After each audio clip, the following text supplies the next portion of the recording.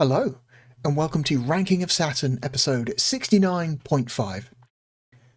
Today is an extremely important day in Ranking of Saturn, because today we are going to rank one of my favourite games ever. One of my favourite Sega Saturn games ever, and one of my favourite RPGs ever. Today, we are going to rank Panzer Dragoon Saga. I'm going to say right now, I love Panzer Dragoon Saga. This game is going to rank high. I already know it's going to rank high. I've played through I've finished Panzer Dragoon Saga, I think 3 separate times over the years. In fact, I think I finished it all 3 times in like the space of 2 years. And I've played through at least the first disc close to a dozen times. In the past 15 years or so. Well, I think I got my copy in would have been late 2007, I think, like not that long after I started collecting Sega Saturn stuff. I knew a guy who ran an independent game shop, and they took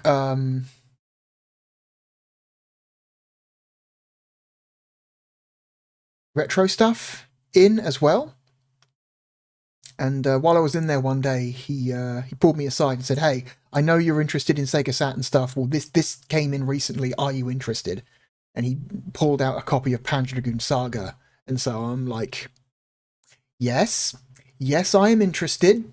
Thank you for showing this to me. Can you hold on to this for 24 hours so I can get some money? And he agreed to hold on to it for 24 hours. And that is the copy I still have to this day. So you can see I have the desk cam in front of me. So, without further delay, let me switch to the desk camera. Here is Panzer Dragoon Saga, the European version of Panzer Dragoon Saga. My copy is not perfect. Like King of Fighters and Enemy Zero, this game is supposed to come with a cardboard sleeve. Unfortunately, my copy was missing the cardboard sleeve. Everything else, though, is in excellent condition. Both cases, the discs, and the manual, all excellent condition. I'm not too bothered about the missing cardboard sleeve. It's okay, I'll survive. This is what the game looks like. On the back of the boxes, you get some nice character artwork.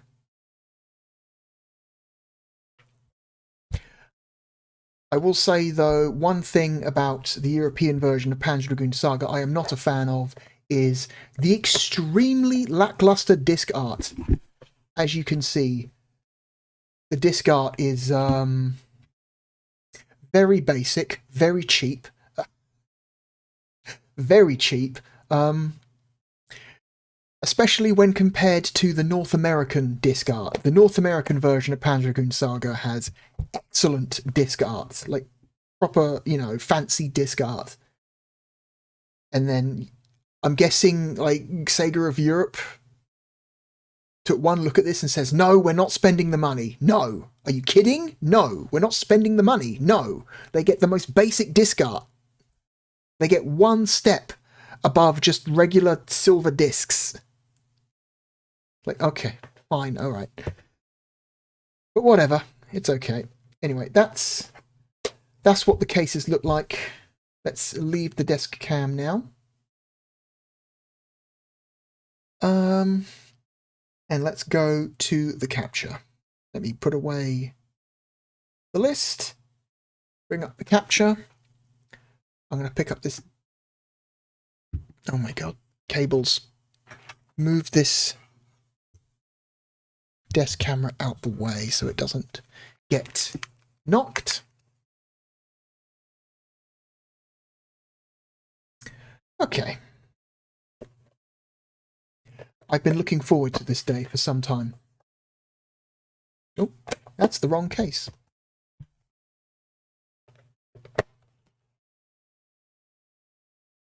When I started this series, there was a small handful of games that I was looking forward to covering, and this is one of them, and it has taken nearly 2 years to get here. It's finally time. It's finally time. Here we go. Okay. This game supports the 3D pad, and so I have the 3D pad plugged in. Right.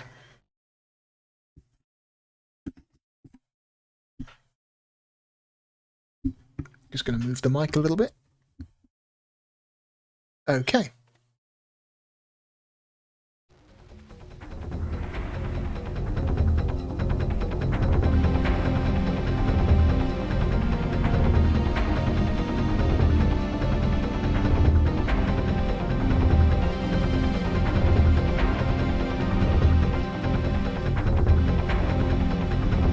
Game developed by Team Andromeda with a little bit of support from Sega CS1.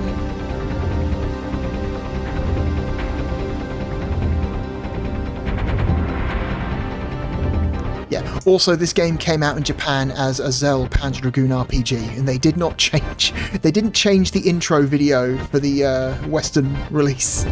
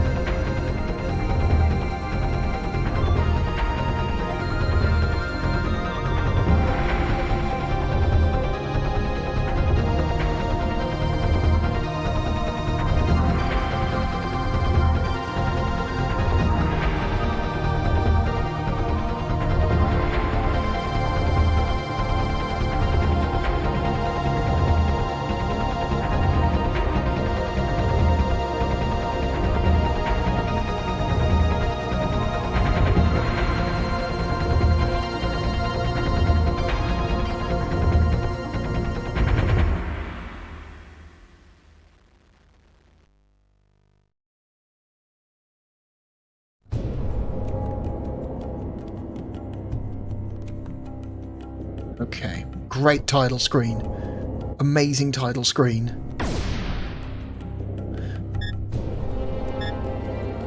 So there are some tutorials for this game, but we're not going to bother looking at them because I'm just going to explain the mechanics to you as we play.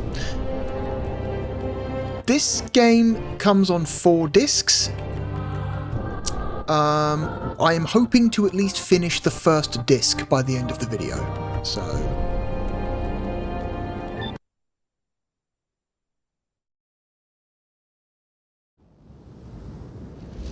Usually takes between 2.5 to 3 hours to finish disc 1.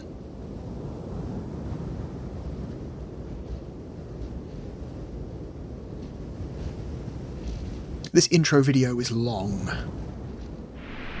I think this intro is about 10 minutes.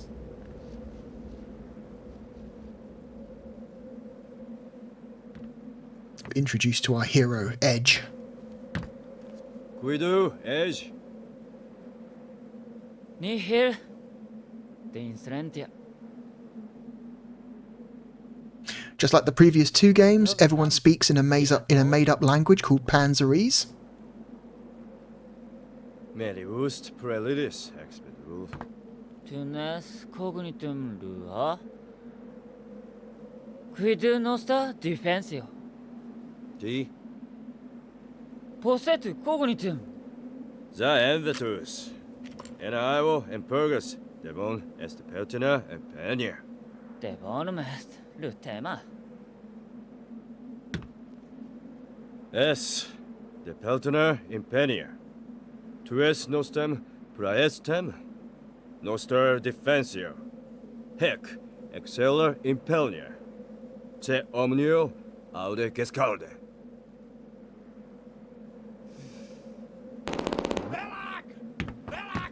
Peril! Thurgus Mesentes! Hostis? Liquor? 栄華を誇った文明が滅んで数千年。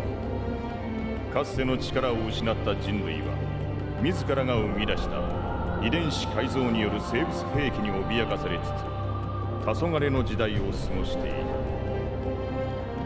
た。だが失われた文明の力を借りた帝国が出現した時から再び時代は回り始めた。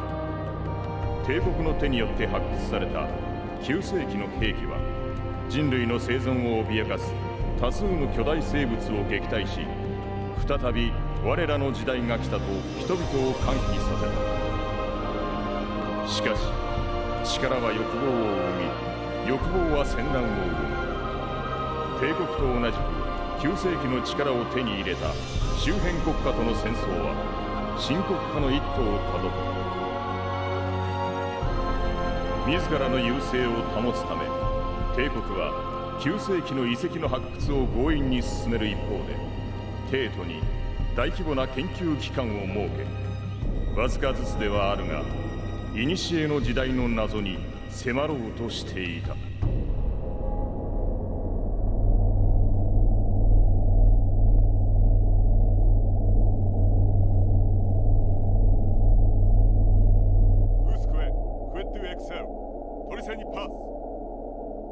Prosit Seda, Devon?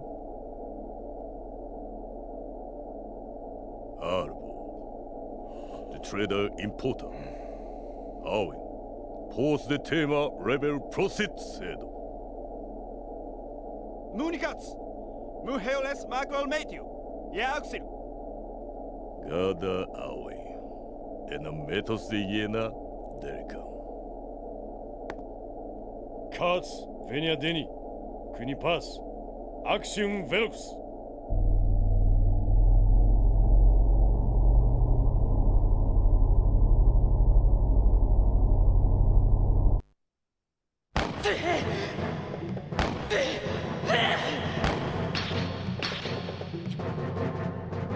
Hick the good luck, senior! Hick moose! No start down to Castelda! Ukal, Axelio. To Fugal, Edge.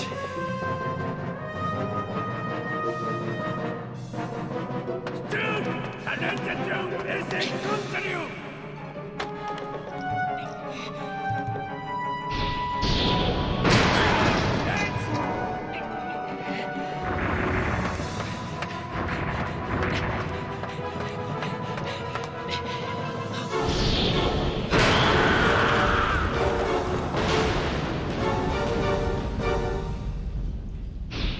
Seems bad.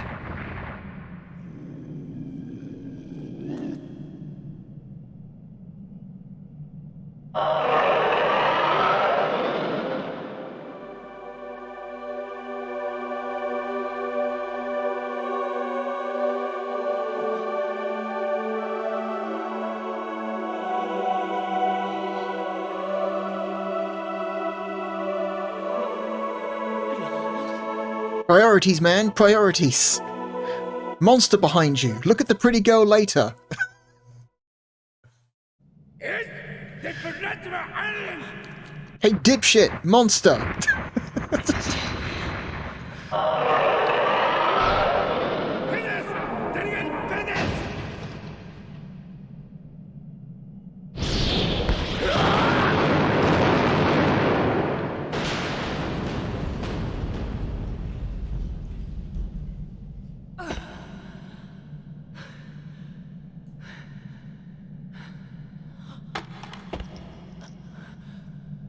No, the gets killed! Festina Exia! Exia!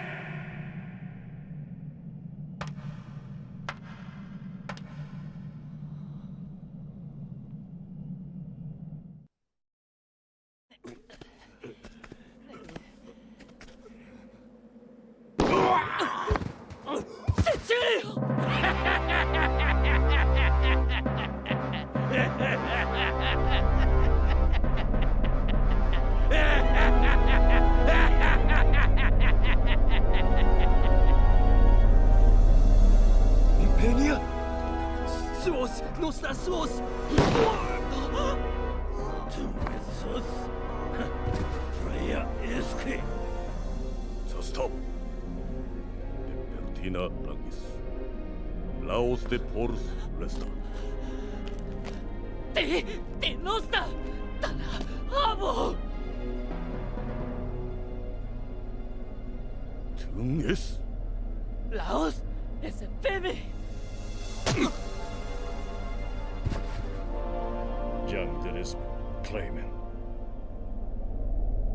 Les Fruta Festina. Ushe Centuria Venire.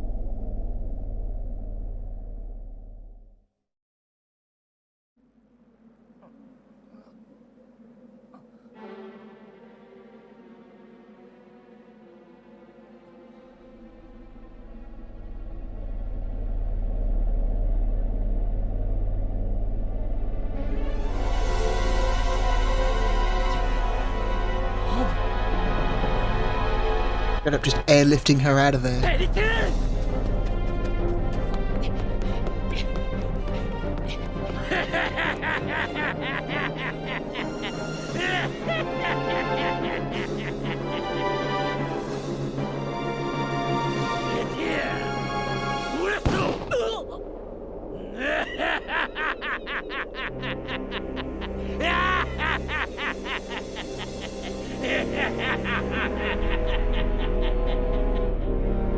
Love a good cackling psychopath. Distrasiva Impenia.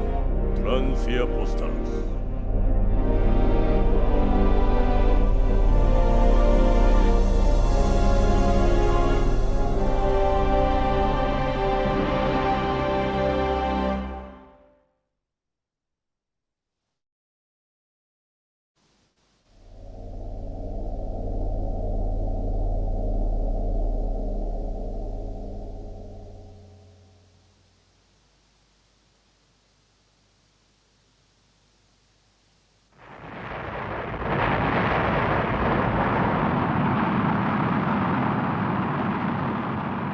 That's not good.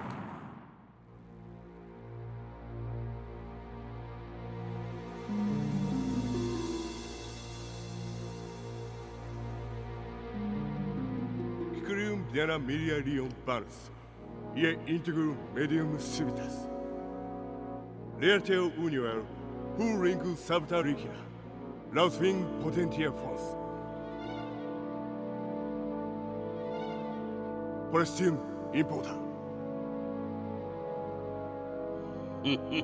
Pialitus e crimen. Nole motarsem impenia. Des Diolangius impenia banais. Dicia dev ergaterium. Impenia ridru winter.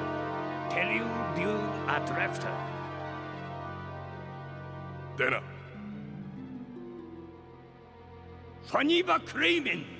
Nur geskerde banyara praia teriu. Seduva escaternaus gurigum origum.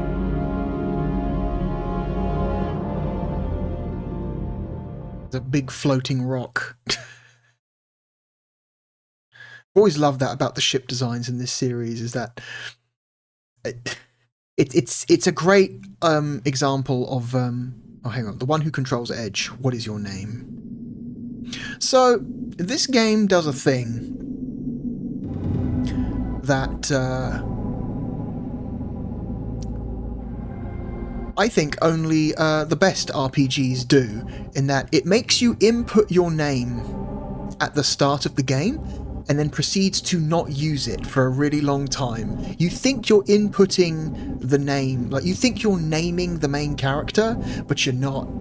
The game is asking you to input your name, and then it proceeds to do nothing with it for hours and hours and hours until the end of the game where all of a sudden it pulls the name out that you entered at the start and does something really interesting with it. Undertale does something similar. I think one of the Mother games does something similar.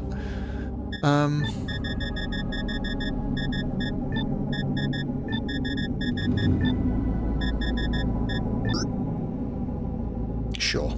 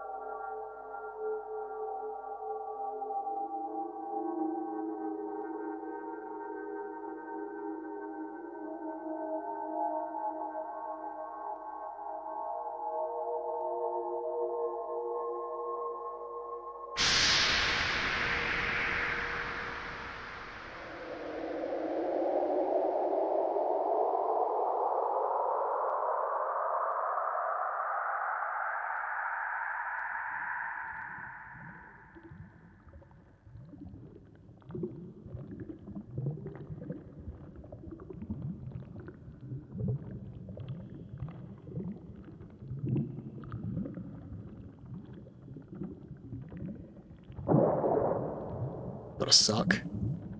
Suddenly waking up underwater. That's gotta set off all the panic centers in your brain at once.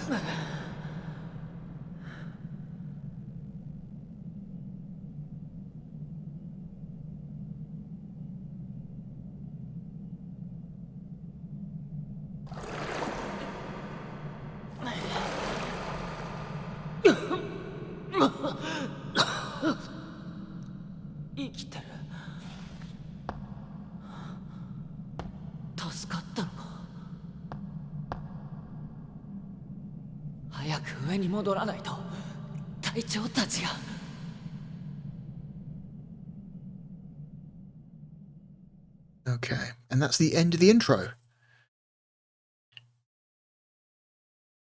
We've woken up in or Edge has woken up in an underground chamber in the ruins, and we've got to find a way out. Anyway, okay, so movement. This game uses uses the 3D pad, so if I barely move the nub, Edge will move slowly, and it has, if I move the nub more in a direction, it'll speed up. And if I can make him run by holding down the B button. You could interact with the environment by using the A or C button. It'll bring up a cursor that you can then steer around the environment and point it at things to look at them. The game will tell you what you can look at by highlighting things that you pass over.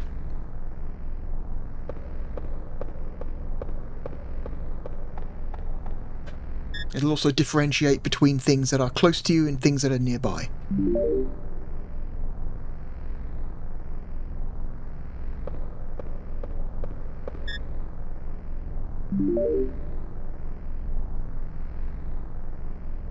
Oh, sick, we've got a gun. And a key. Those are like the two best things you could ever find in an RPG. Can we get like a close view of this thing? I'm gonna say right now, the on-foot stuff in this game is like the worst part of the game. It's functional, but it's definitely the weakest part of this game, is all of the on-foot stuff.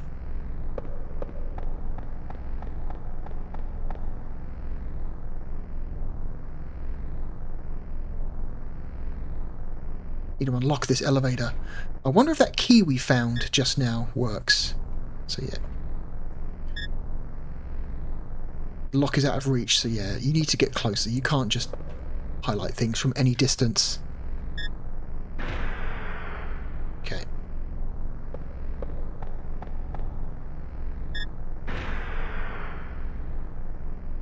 Unlock the elevator. Come on now. Ugh. There we go. Just wasn't standing in the right spot, that's all.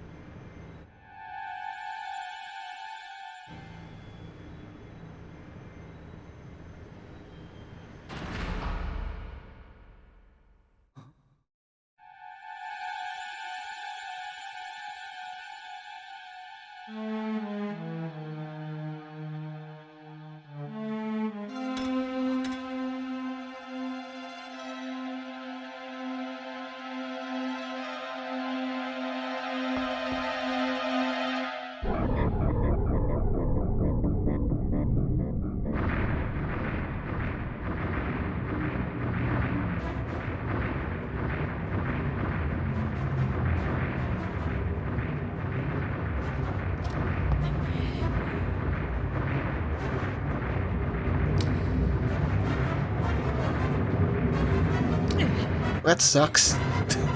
A gun that doesn't shoot, what's the point?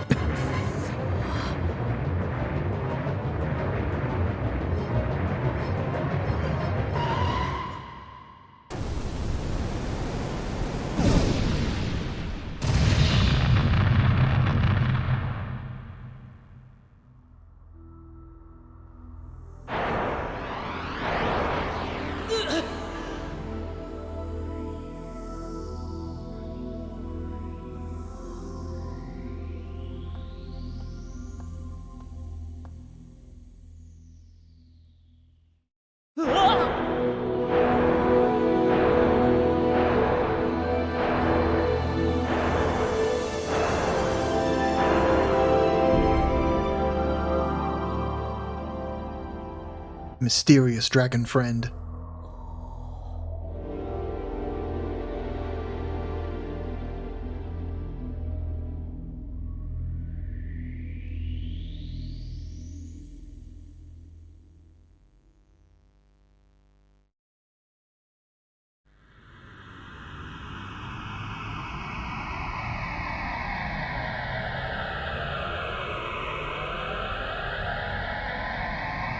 Mysterious dragon friend with psychic powers.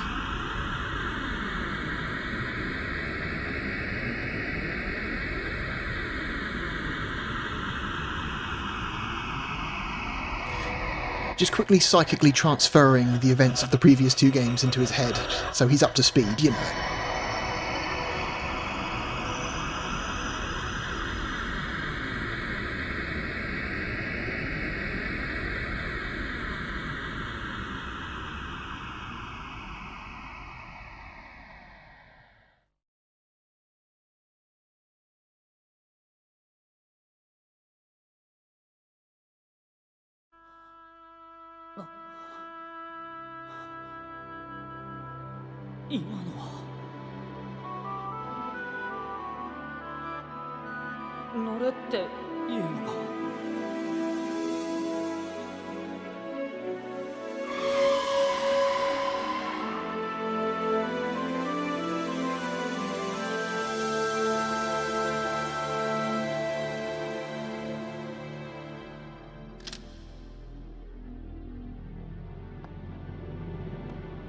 I will say that the starting dragon in Saga is probably my least favourite dragon design from the whole franchise. You don't have to stick with this dragon for very long, but it is kind of, I don't know, it's not exactly I don't know. Like, it's not terrible, but it's definitely my least favourite dragon design. The starting dragon.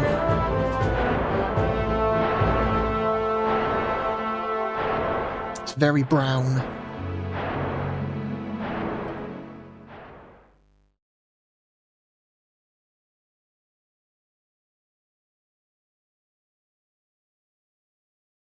I prefer my dragons to be blue.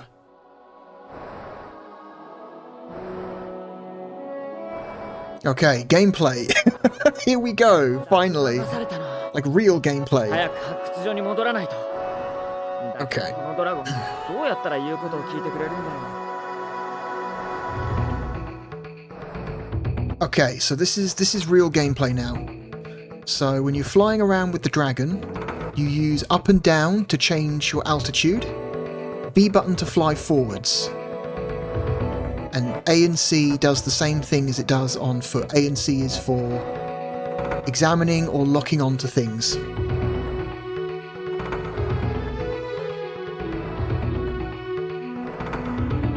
Okay, the shoulder buttons are, or the shoulder triggers in this case, are for quick turn.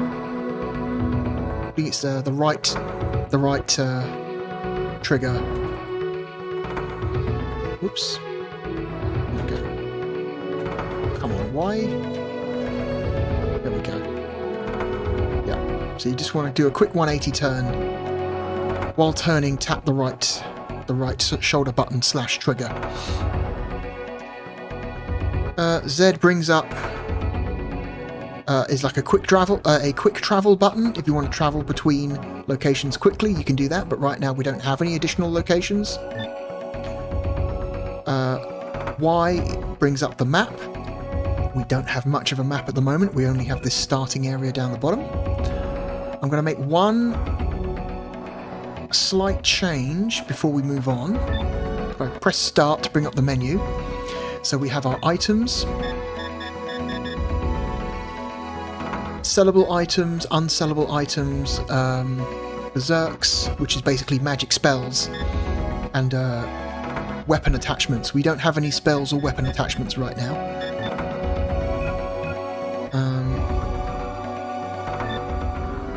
This is our dragon and our dragon's current stats. We can do more with this screen later. Right now we can't do anything with it. That's the map, we looked at that earlier, and settings. Okay, so we're going to control settings, flight, battle, menu key, okay. Just going to change this to reverse, so now we have proper flight controls. So now I pull up to go up and push down to nosedive. Oh, sorry, and push up to nosedive and pull back to pull up. There we go. That's a lot more. That feels a lot better in my head than the up to go up, down to go down. All right.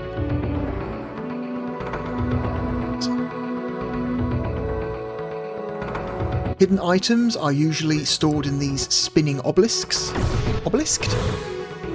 Obelisk? I think that's the word. Obelisk. Stolatorum. Most items you pick up in this game are kind of junk. They're kind of just vendor fodder. There are some things in environments that you cannot immediately access.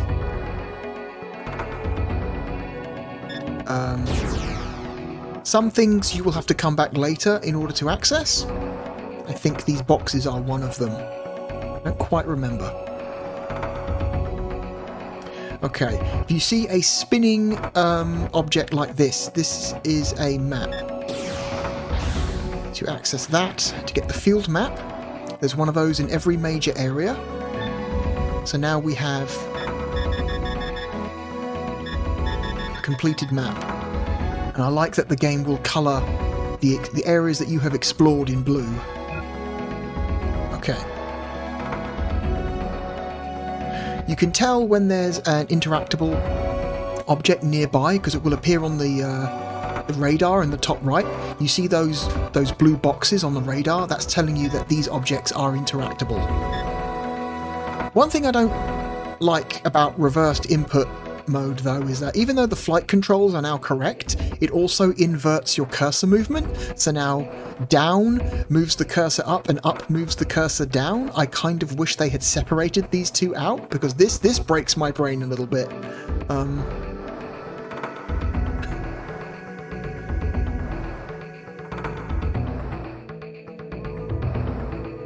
So you can tell on the radar, that little white line on the radar points north, so you can orientate yourself. And the red bar on the right indicates your altitude. The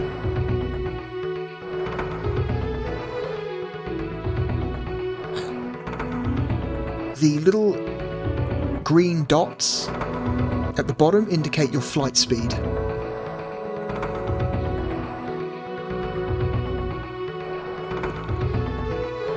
It's not that important.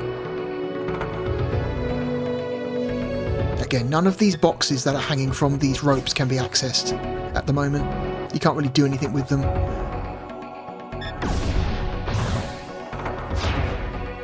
Dinis chip.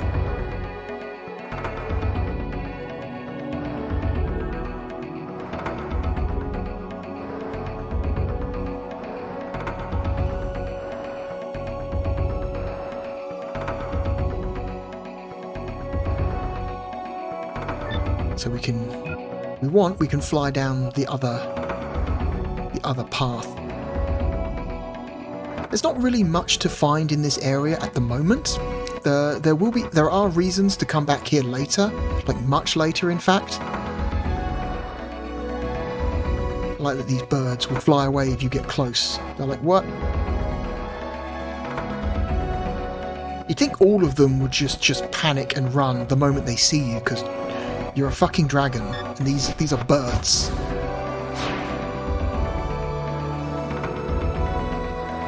Anyway, I think that's all there is to find down here. That one item.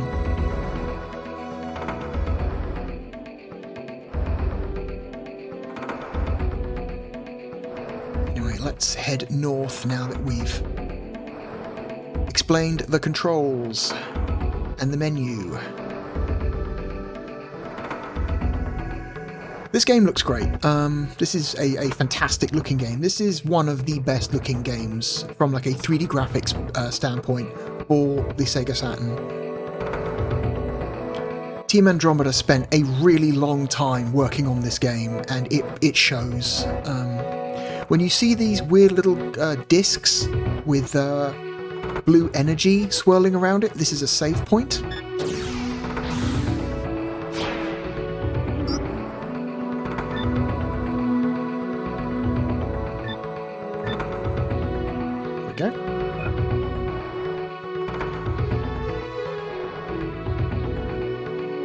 To enter another area, you have to highlight the entrance or exit, and then select it, and quote-unquote use it. To use the exit. Can't just fly into it.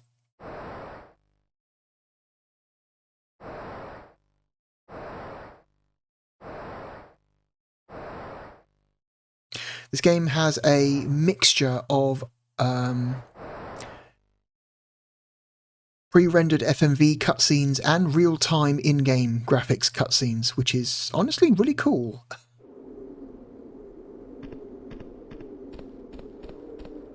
So we're back at the dig site. Can run around, examine some stuff. There sometimes are hidden items in the environment, so it's always worth exploring as much as possible to try and get whatever you can.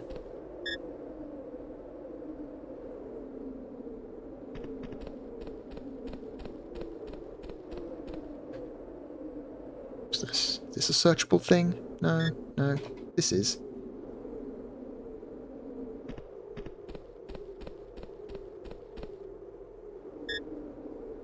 Yeah, I see you dying on the ground over there. I'm just searching this box. Oh, a Stellarium. Alright, guess we better check out this guy on the ground.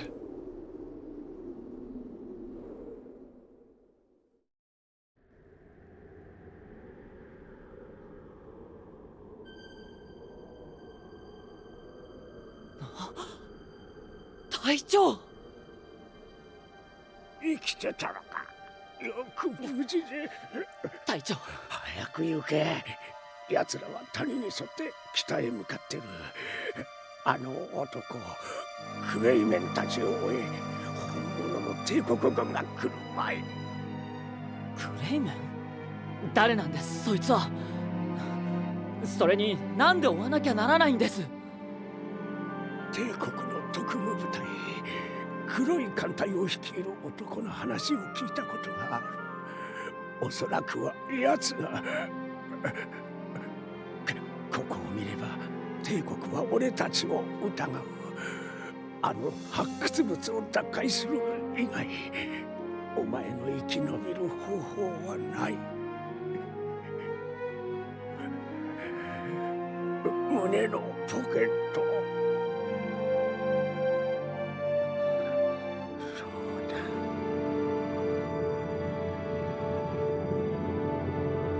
だ。隊長、これは。What do you mean, what is it? It looks like a map. You ever seen a map, kid? 隊長。Oof. くそ。クレイメンめ。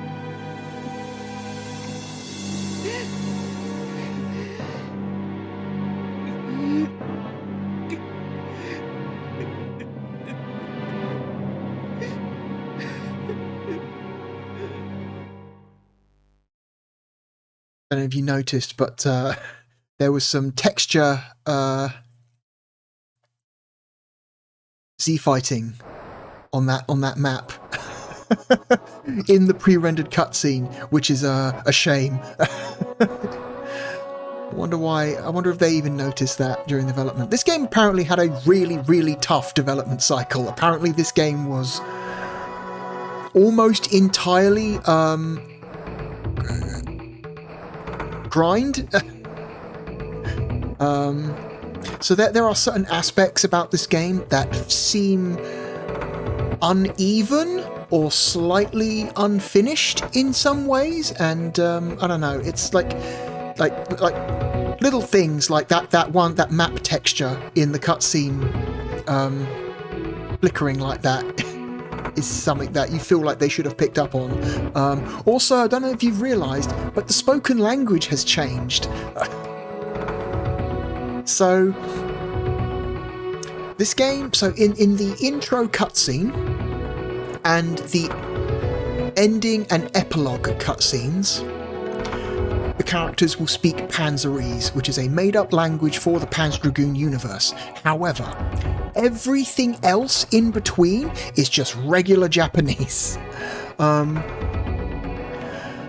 I'm guessing they just didn't have the time to properly, because Panzerese is like a fully developed and written down language by the developers of these games. It has a dictionary, you know. But I'm guessing the development team just didn't have time to completely rewrite all of the spoken dialogue in Panzerese. So at some point they just ran out of time and said, fuck it, just record everything in regular Japanese, whatever, who cares, we need to get this game done. It definitely feels like something they intended to do, but for reasons didn't. But whatever, it's not a big deal. Okay, so here we have a explanation of the game's battle system. We're going to quickly go through these. This is the game's introduction to the battle system, which is really quite cool. Turgos, which are these dumb-looking things. During the battle, your attacks are dependent on this gauge. This gauge charges on its own. You can charge up to 3 gauges at one time. At any time more than 1 gauge is charged, you can open the battle menu. Certain actions require more than 1 gauge to be recharged. So a basic attack uses 1 gauge.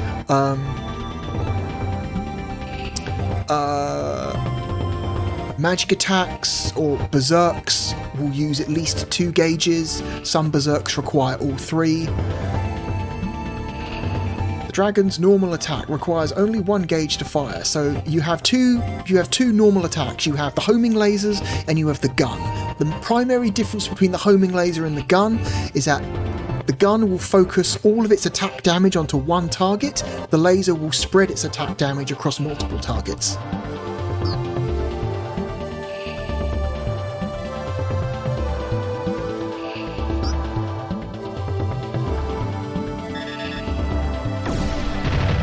Like so.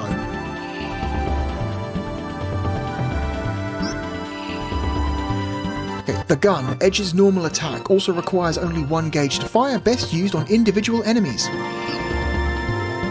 Fire the gun. So yeah, you can focus on a single enemy or a single part of a larger enemy.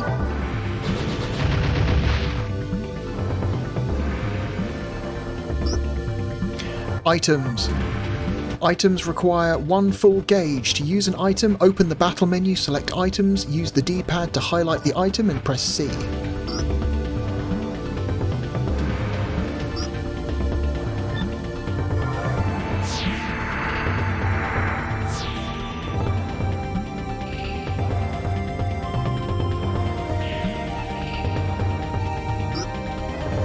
Berserk techniques. Using berserk techniques, the dragon's special attacks varies according to type.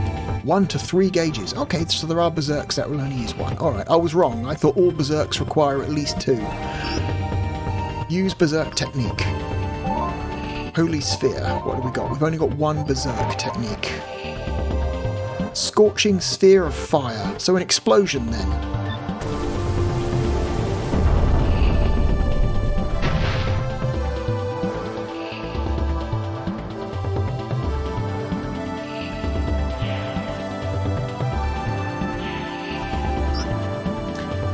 Action may be taken at any time as long as the required gauges are charged.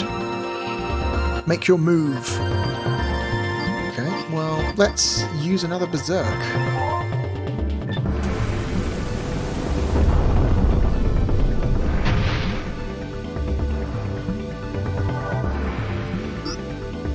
Unused portions of the gauge are not lost. You may perform an action as soon as the required gauges are charged, or wait and deliver a series of actions. Okay. Ooh.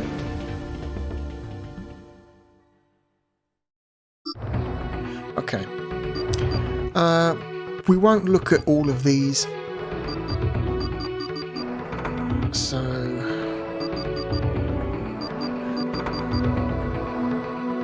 we'll do the positioning ones, and then that's all we'll look at. I'll explain the rest as we play. Okay. Battle door. I love the enemy designs in this game. They're so fucking ugly. Oh my god. Oh, hideous beasts. Although not displayed, enemies have gauges as well. They will act in fixed periods. Different enemies' gauges charge at different rates.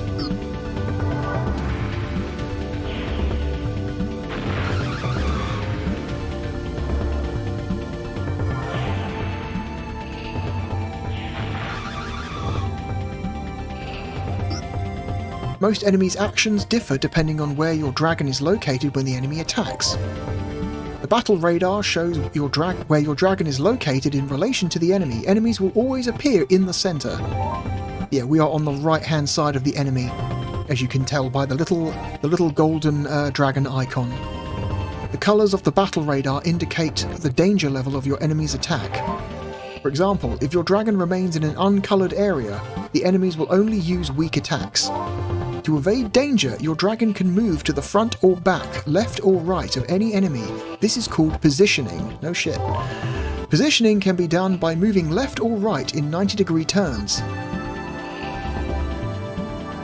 Move to its rear, so I'm going to hit left to go round to its rear. Positioning does not drain the gauge, so you may move at any time, but no charging occurs while positioning.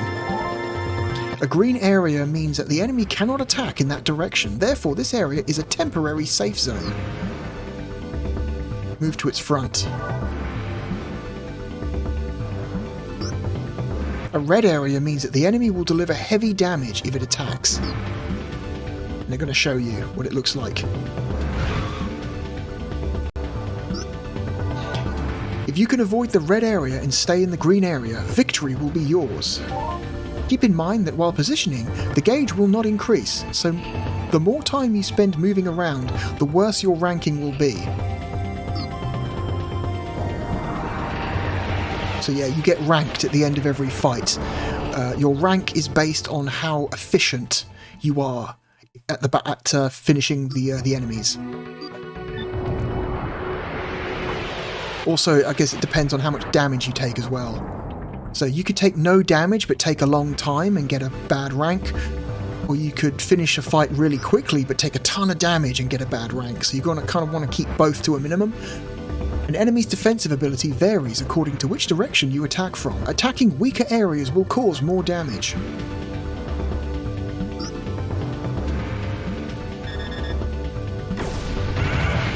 So we attack them from the front, and they clearly have armour on the front. So they have much higher defence from this side. This enemy has an average defensive rating from the front. Attack here and it will suffer average damage. Move to its right.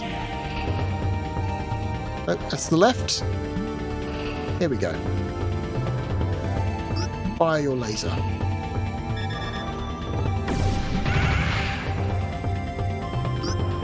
The defensive rating on the sides, left or right, is high, so attacking here causes little damage. Move to its rear. So yeah, you get the flashing weak icon. To inflict heavy damage, aim for an enemy's weak point. This area is marked weak.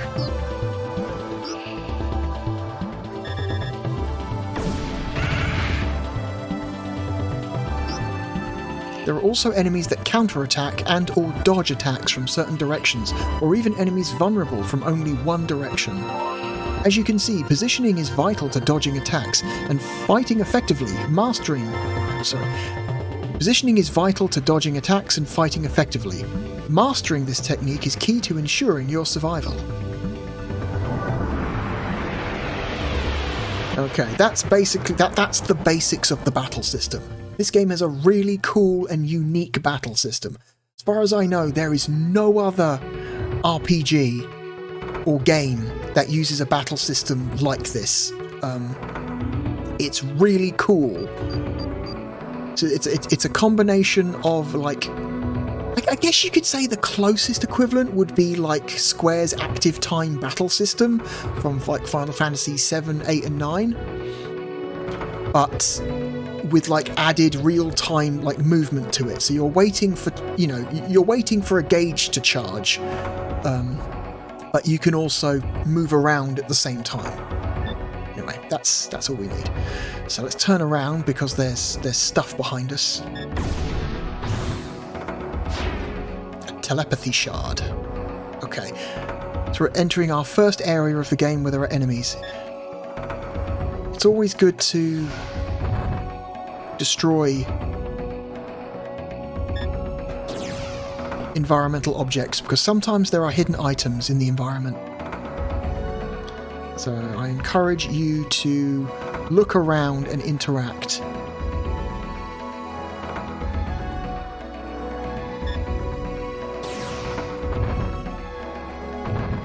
And again, anything that is interactable should appear on your radar.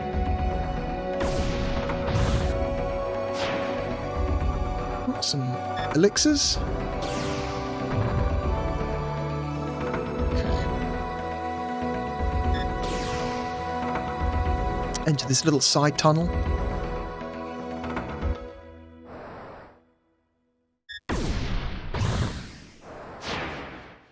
A free action.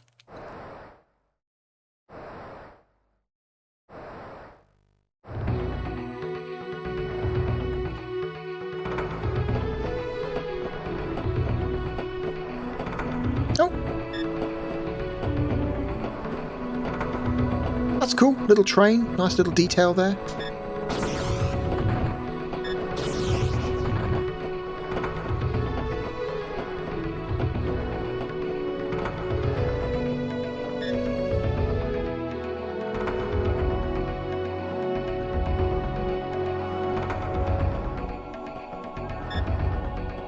Okay, those blue squares on the radar are just the entrances to that side tunnel. Here we have another side tunnel entrance coming up.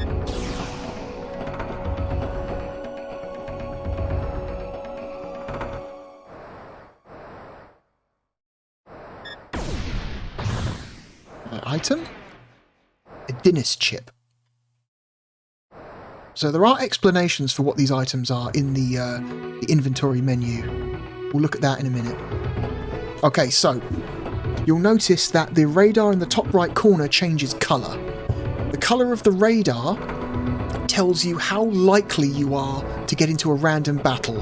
Blue means no random battles. Yellow means a low chance of a random battle. Red means high chance of a random battle. Flashing red means very high chance of a random battle.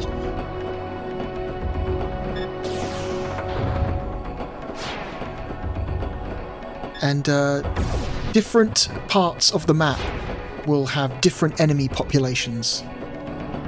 And you can actually depopulate an area of enemies by just doing constant random battles. Eventually you will completely depopulate an area and the radar will never be anything but blue. Okay. Let's get out of here. So we've got 3 regular ones and what looks like one that heals. Cool.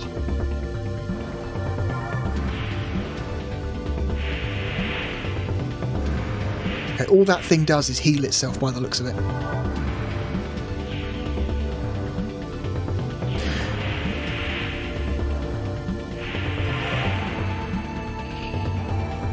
Okay, you can use the menu to select an action, or you can press the A or B buttons as shortcuts.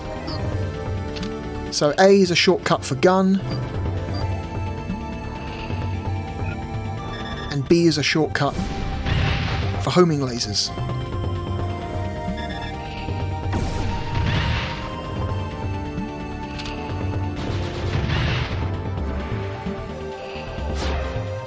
And we got Great Fight, which I think is the second highest rank. The highest rank is Excellent. So you'll notice we've got Experience and Dine. Dine is money. Depending on the rank of your fight, depending on how good that fight went, you will get experience and money bonuses. So the better you are at the random battles, the more experience and money you get. So it's worthwhile learning how to off enemies as efficiently as possible, because then you level up faster, you get more money faster. There is like an actual reason to get good at the battle system in this game, other than just, winning.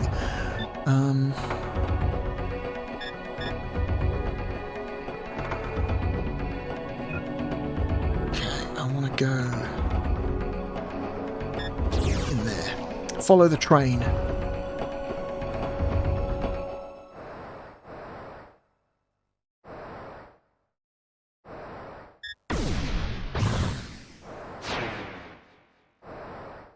Okay.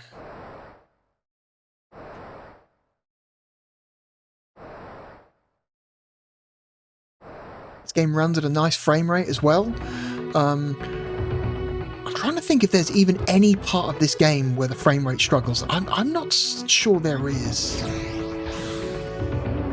Okay, we've got a field map. The train stopped here.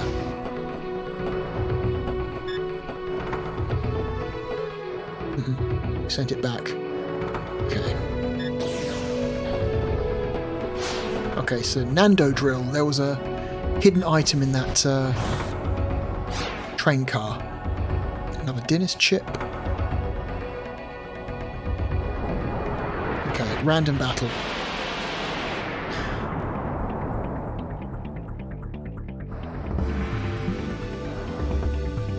Okay, these fucking things again.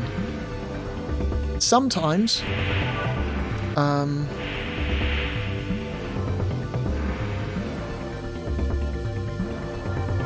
sometimes when you start a fight, I think as long as you don't start a battle in front of the enemy, you usually start a battle with at least one gauge charged.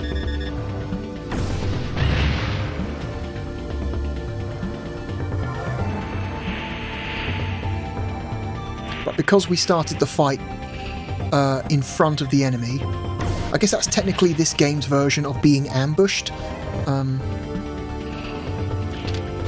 All 3 gauges are empty. Yeah, I think if we started the fight and we were like alongside them or behind them from the start, we would have at least 1 gauge full. Some mackerel liquid. Sounds tasty.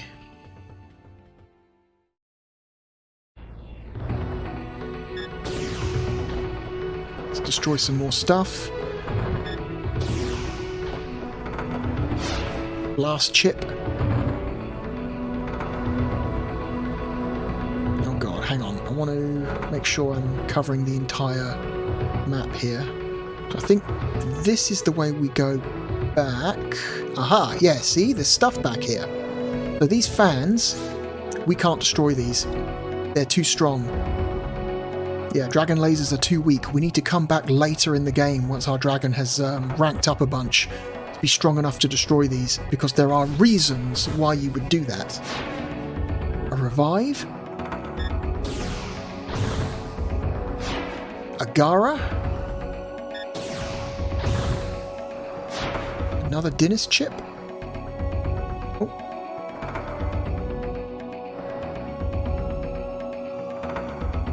Red radar, which means we're going to have an imminent fight, probably.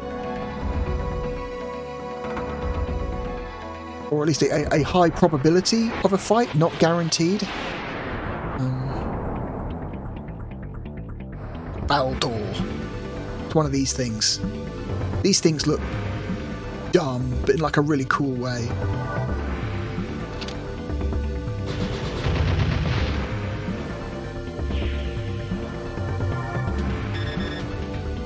Too late. There we go, excellent. So we get full experience and money bonus from that one.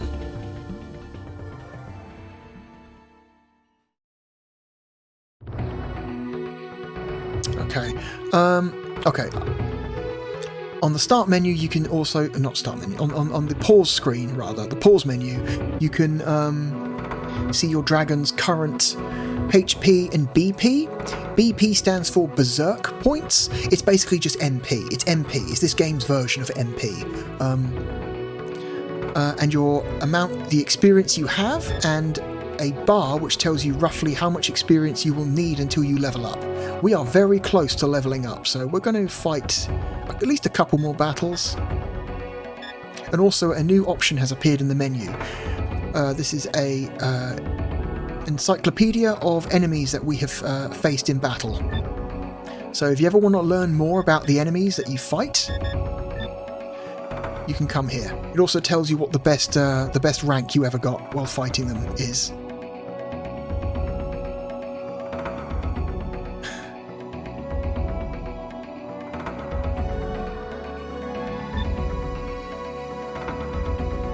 Away the menu. Look at this thing. Look at his big dumb face. You also see some lore. Baldur live in rocky regions, hunting in pairs. They use their spines to weaken prey and their powerful jaws to finish them off. Baldur are defenseless from behind. So it basically tells you, hey, maybe attack these things from behind. Okay.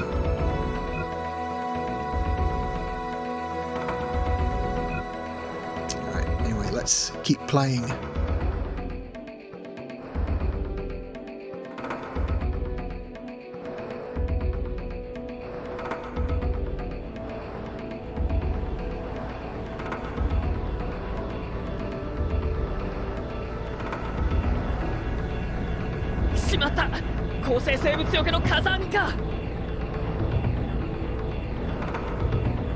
Okay, so we can't go that way right now because the fans are too strong.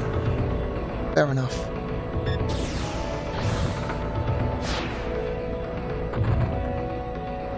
So we're going to go this way instead.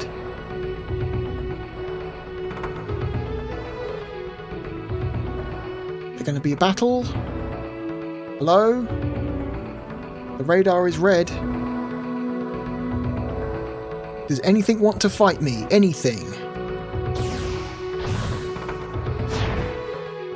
Here I am, just a defenseless dragon flying out in the open. I sure do look delicious. There we go.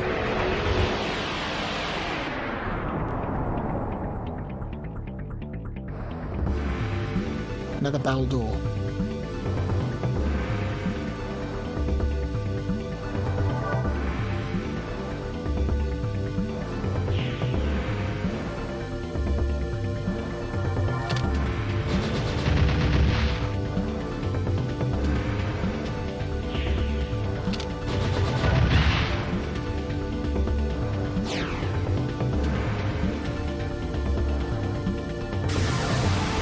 Level up.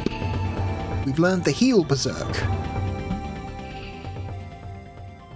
I really like that the idea that leveling up also levels up your gun. Like, the dragon getting stronger also makes your gun stronger, which is a weird idea. I always thought that it would make more sense for you to, like, upgrade and buy new guns rather than to have the gun itself level up. But that's not the game.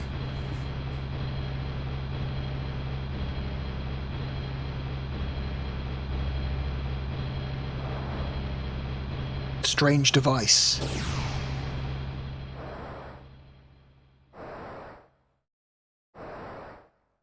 Okay.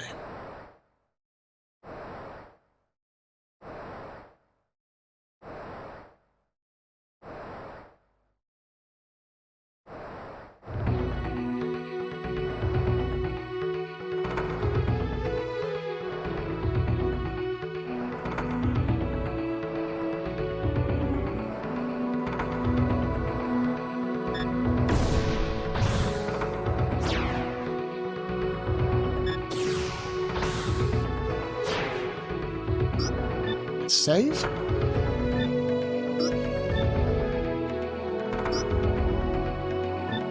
Okay. Let's turn off the fans.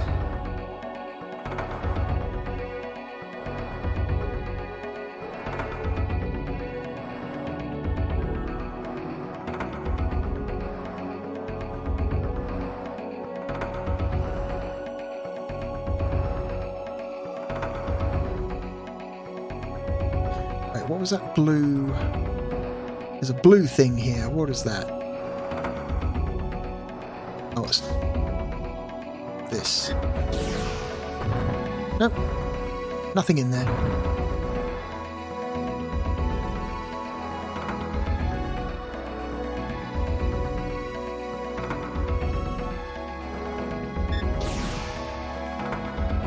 Okay, on to the next area.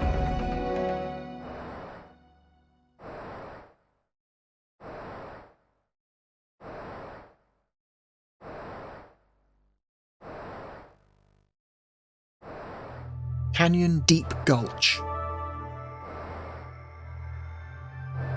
Okay. Berserk Micro.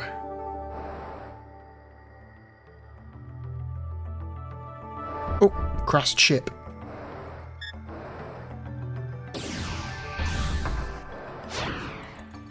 What a recorder device.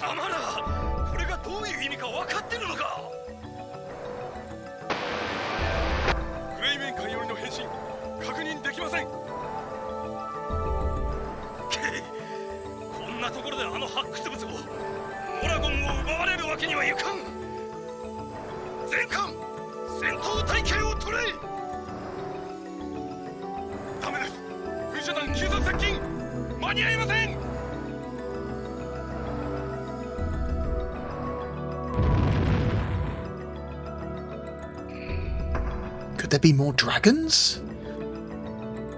Who knows? Could there be?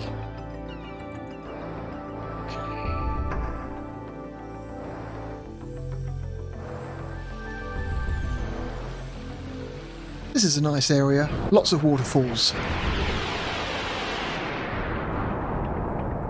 Okay. New enemy type? No. Oh, we're fighting 2 Baldurs this time.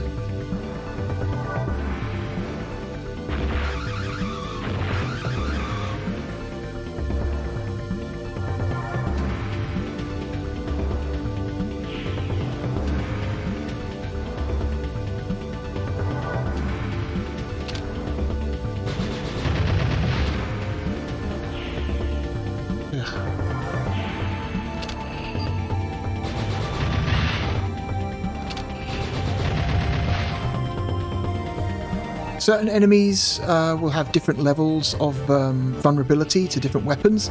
So there'll be some enemies that take more damage from, like significantly more damage from the gun, and there'll be certain enemies that take significantly more damage from the lasers. Okay, so that was a really bad rank we got for that. We were not very efficient there. I think that's primarily tied to the fact that we're only level 2 and we just don't do that much damage yet.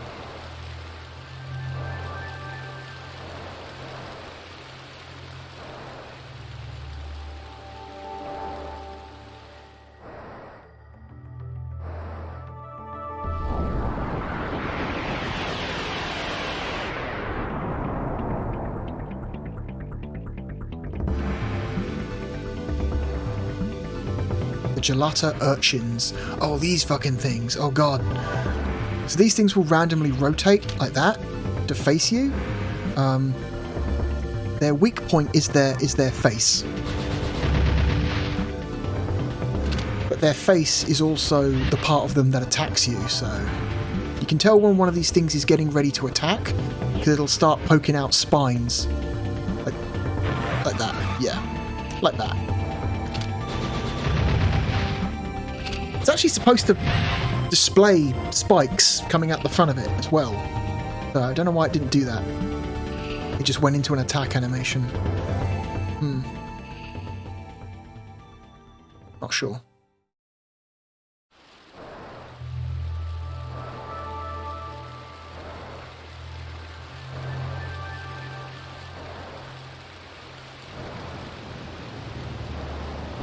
I think this is a mini-boss. There's a mini-boss in this canyon. I think this is it. Yeah, the Baldur Queen. Look at this disgusting thing. 130. 178, so the lasers are more effective on this.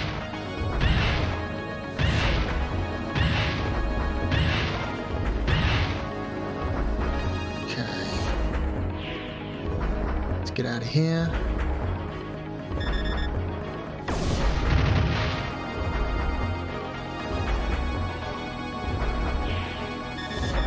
See, if you try and attack while there are babies in the way, your babies will get in the way of the attack.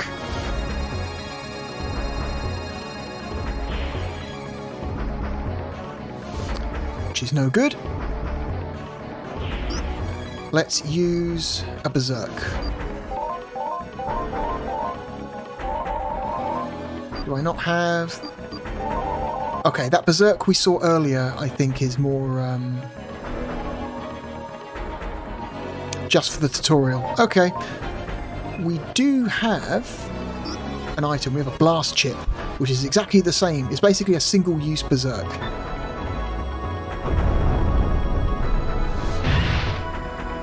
That attacks everything.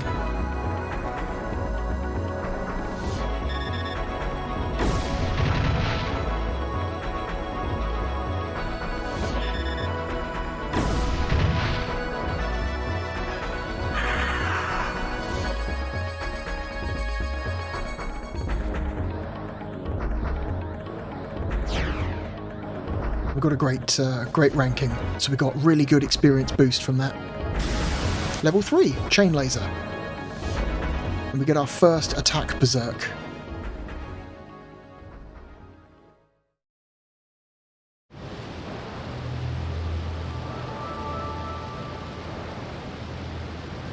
So, Edge has spied a passageway under the waterfall.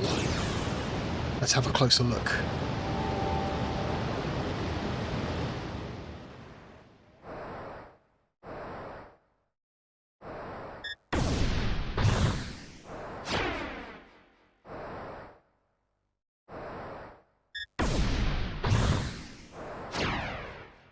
We got a D unit. Our first D unit. D units are very special items. They are required to get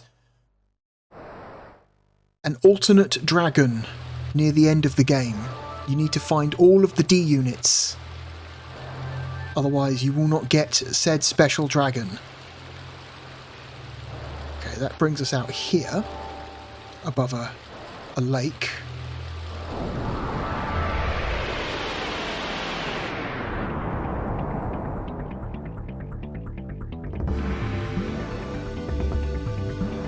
We get to fight some more Baldors. Okay.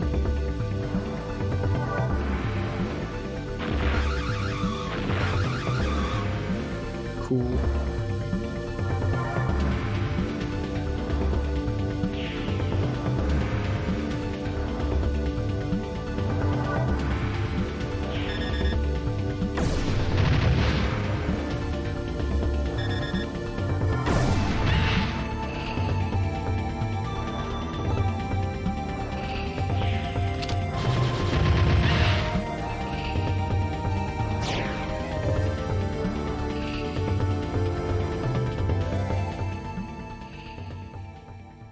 Okay.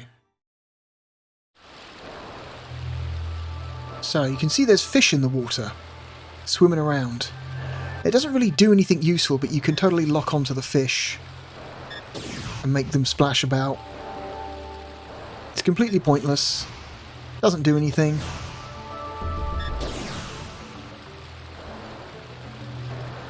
Just a weird little Easter egg.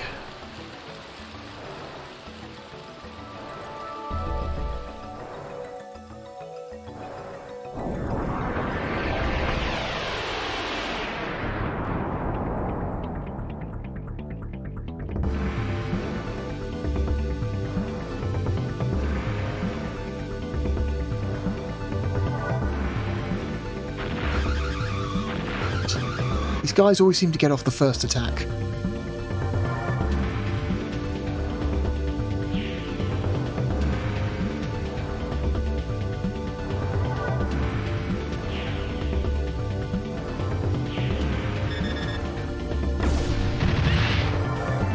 Whatever.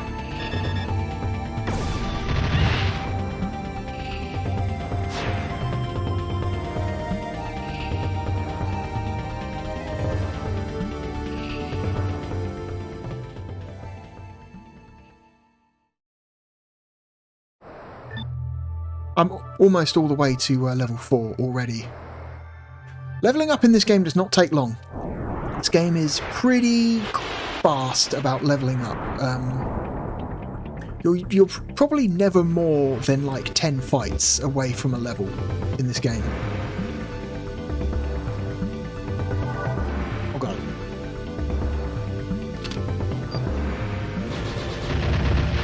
A more powerful version.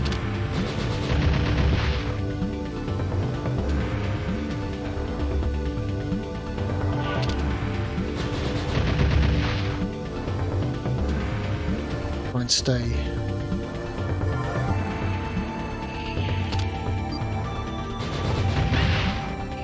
Be out of their line of sight. Because that thing's poking spikes out the front of it. So you know that thing's dangerous. There we go.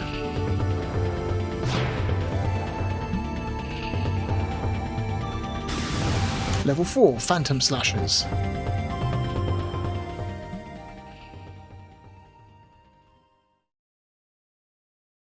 You never really have to do any grinding in this game, which is good. At no point do you feel like you have no choice but to grind.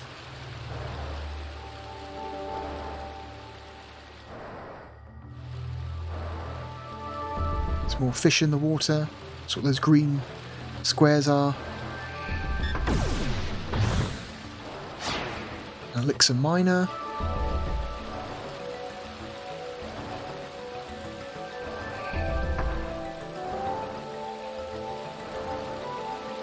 I believe if we keep flying in the direction we're going, we'll end back up at that waterfall with the cave underneath it. Oh, it's these guys again.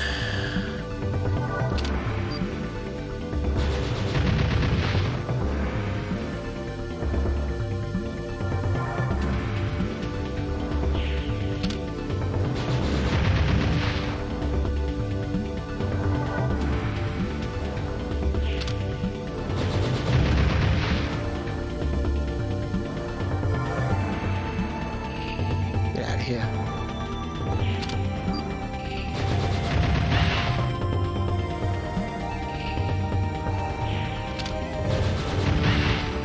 Okay.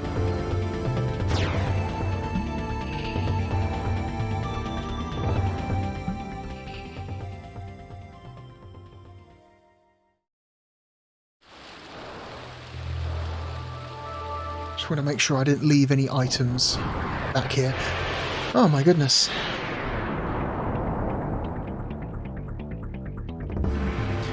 Like I said earlier, you do slowly depopulate areas of like random battles. So at some point, after you fight enough random battles, they will just stop happening.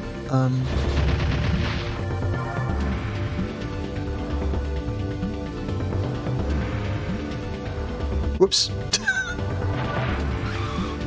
Wrong way. Should have gone the other way.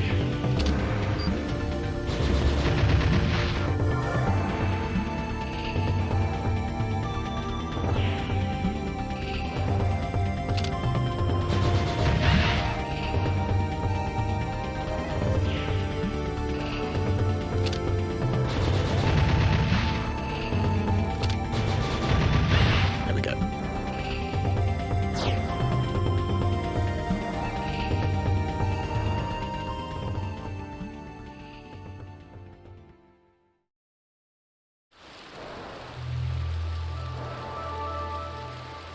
Nice looking area. Looks nice. If it wasn't for all the monsters. And yeah, we're back at the waterfall where the cave is.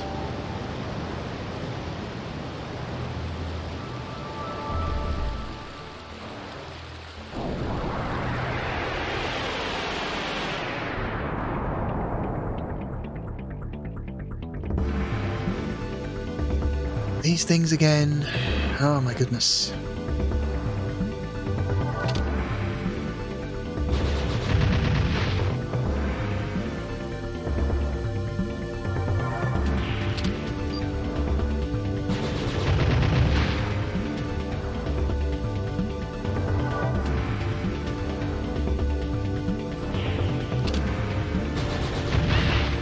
Get rid of that thing.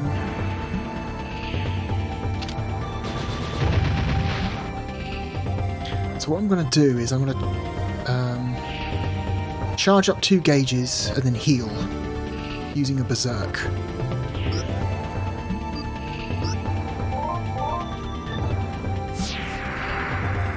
Go.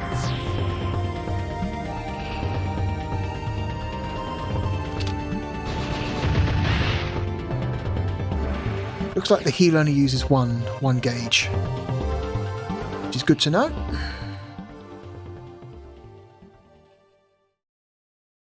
Okay, let's progress. Let's move on. Oh my god.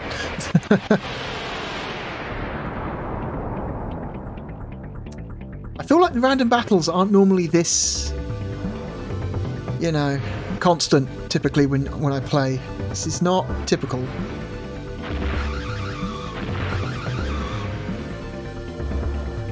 Okay.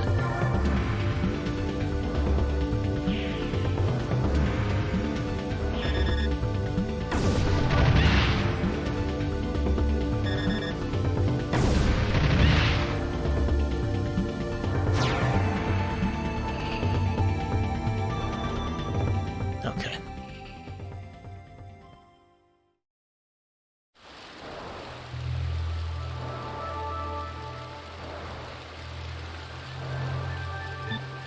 Where are we on the map? Okay, so...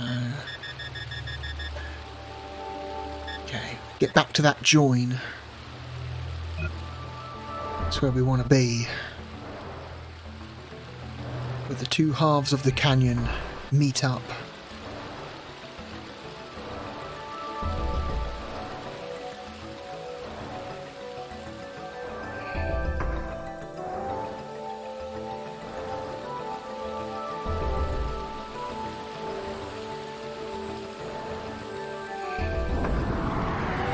Okay. Oh, another Baldur Queen. Another mini-boss.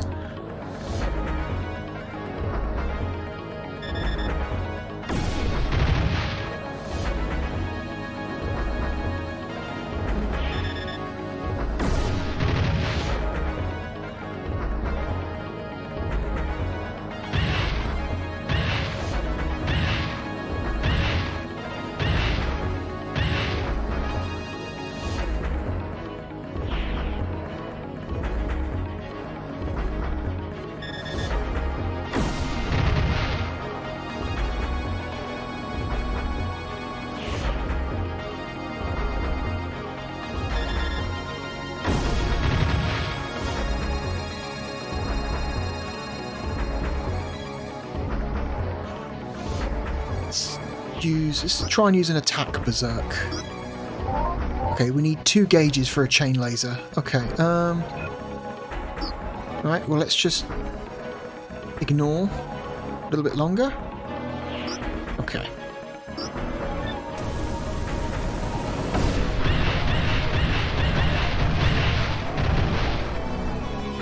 It didn't quite kill the queen. That sucks.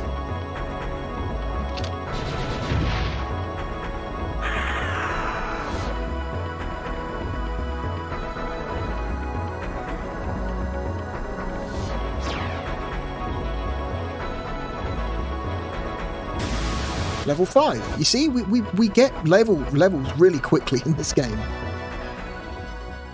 This game does not force you to grind at all. You feel like you get enough level ups just progressing to do most of the stuff in this game. Elixir miner.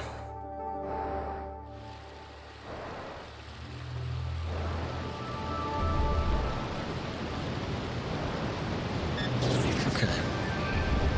Let's progress.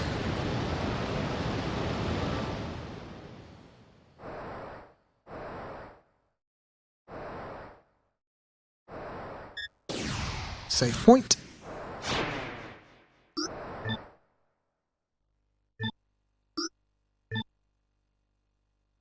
So this is one of the games one of the few games in the Saturn's library that can make use of the floppy disk drive. Did you know that? So you see how on the left-hand side of the screen there are 3 circles. There's the one up the top, which is the Saturn's internal memory. The one in the middle, which represents the cartridge memory, and there's that blank one at the bottom. If you were to have a Saturn floppy disk drive connected to your system, that would be displayed in that 3rd disk at the bottom there. So this game has native support for the floppy disk drive, which is really interesting, because so few games for this system ever use that thing. Like natively.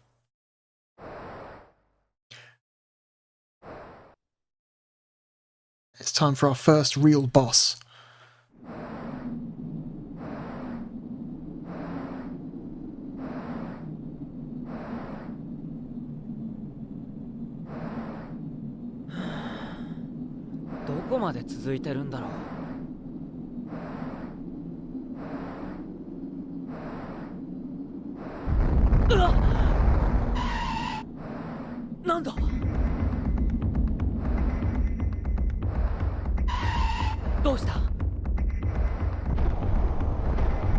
Oh! Whoops. Visual bug. Those explosions are meant to be slightly behind the summit of the mountain, not up high above it. So the PAL version is mostly fine. However, there are some visual bugs in the PAL version that are mostly displayed in the real-time cutscenes. And that was one of them. There are certain cutscenes in this game that don't quite animate correctly in the PAL version.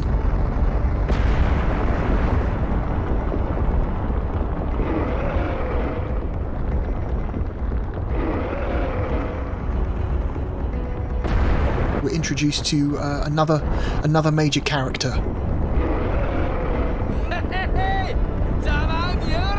I like this guy. He's one of my favourite characters. He's voiced by the voice actor who does the Japanese voice acting for Jiraiya from Naruto, if you know who that character is.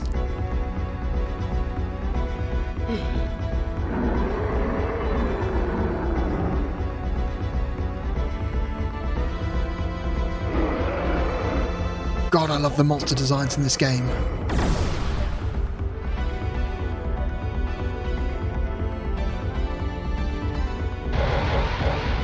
Again, slight animation bug there. The timing was off.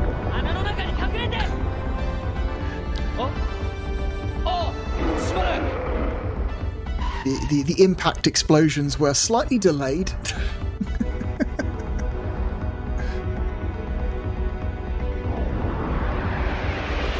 Okay, boss time. Boss time. Arachnoth.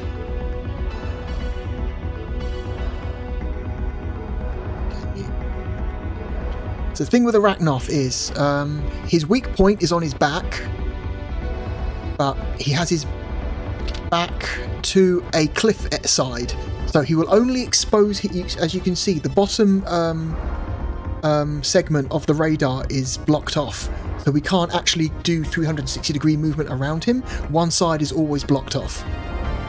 So in order to get him to expose his back, you need to go around to one side, make him face you, then quickly go around to the other side.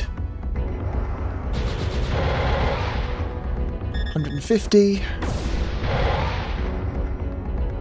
218. Oh, laser, absolutely.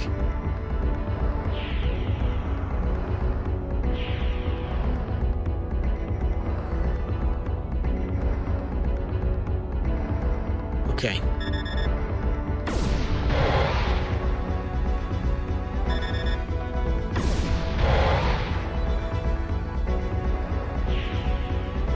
Damn it.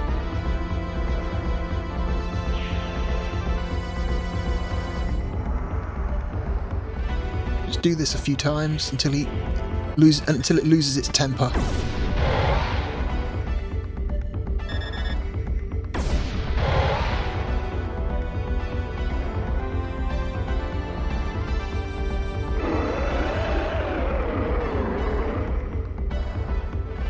I think the trick to this is you don't want to dodge too... Shit. Okay, I wasn't quick enough. Whoops, that was dumb. Could have avoided that if we were faster. But it's fine, it didn't do that much damage.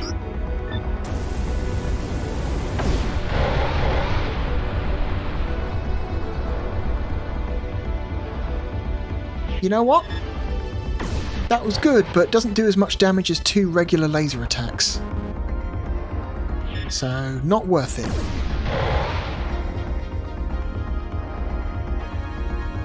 And it's back.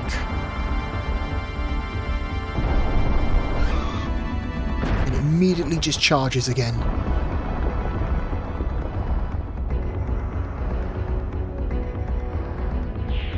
Okay, it's fine.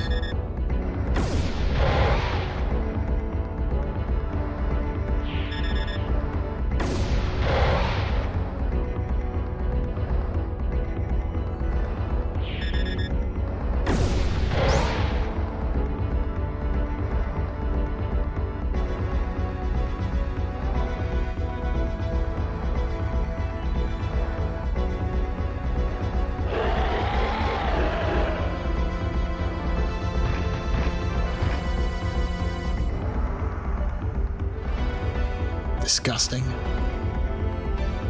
さっきの大丈夫かな。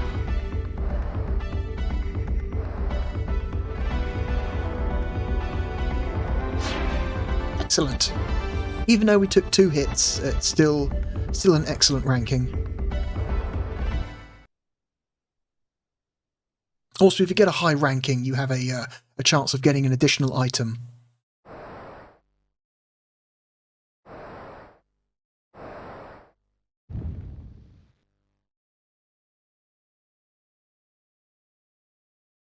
Uwa!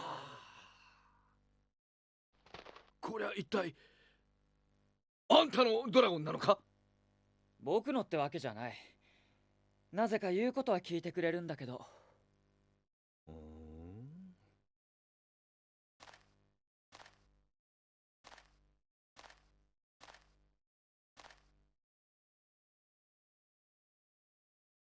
ドラゴンね、そうか。確かにこいつがあれば帝国とも戦える。帝国と戦うだって。まさかお前もクレイメンの。ちょっと待てよ。人違いだって。クレーメンのなんかじゃない。俺はシーカーだ。シーカー？盗掘集団の？おいおい、人聞きが悪いな。俺たちが洞窟者なら帝国だってそうさ。あの宝の山が奴らのもんだって誰が決めた？そのシーカーのあんたがなぜこんなところに？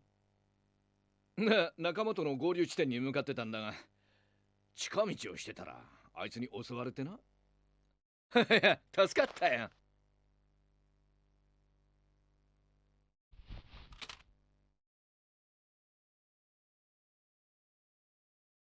で、ついでと言っちゃなんだが、俺をそこまで運んでくれないか？いや、何、そう遠くはない。カイナスの村って言って、ここのすぐ南さ。そんなに警戒すんなよ。一人旅には慣れてないんだろ？力になるぜ。Was this game mocapped? わかった。 Because there's something about the movements 十分十 that 分。 make it look like these animations were like motion captured. 俺の名はガッシュ。本名は Because I know motion capture was starting to be used around the late 90s. こう見えても、この And I know of at least one Sega Saturn game that does in fact make use of motion capture. So it is possible. なんだって教えてやるぜ。Yeah, because these movements are very, like, I don't know, fluid and realistic in a way that is not typical from the time. Which what makes me think that they might be mocapped. Okay, so we have left the valley finally. So that's where we started. This was the level we just done. So let's head to the village of Canis. Also, we have up in the top left corner there. You can look at the current progress of Kramer's fleet. So it's not that useful. It's just kind of cool to see it. It's a thing.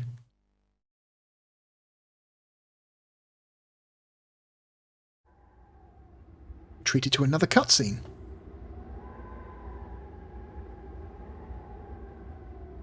This game is extremely cutscene heavy.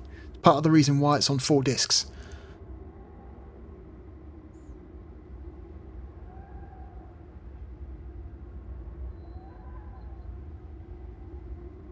That and the voice acting.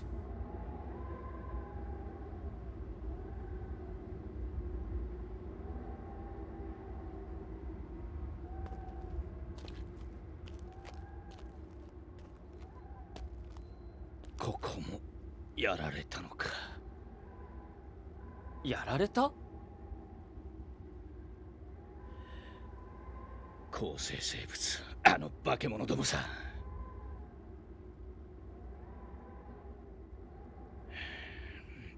だが、なんで突然。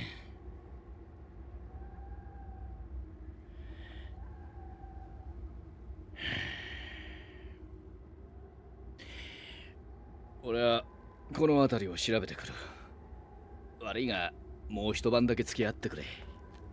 ああ。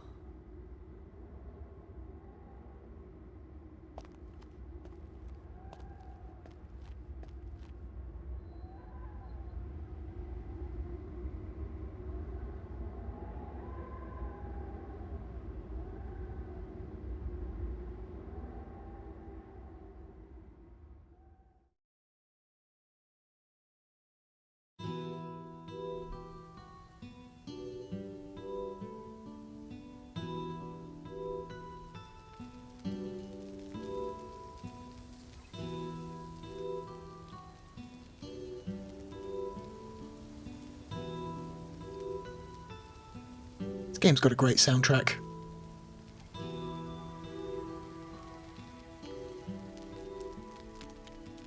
Hmm. で、こんなのと一緒に旅をすることになったのか。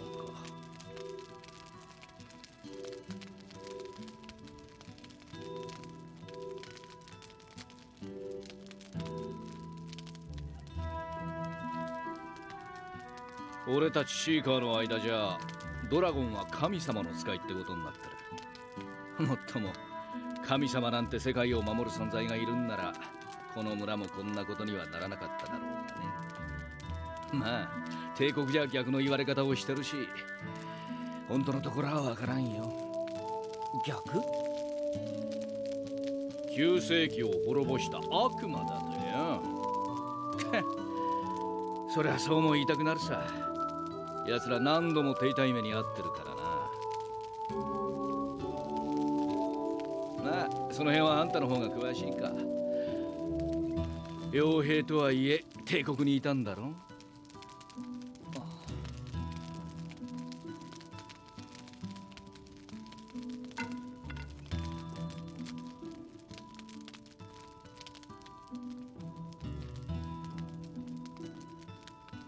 で、これからどうすんだい？隊長にはクレーメンを追えって言われた。だけどそうじゃなくても隊長やみんなの敵を討ちたい。敵討ちか。まあそれもいいさ。どちらにしてもよほどの目的がないと辛いからな。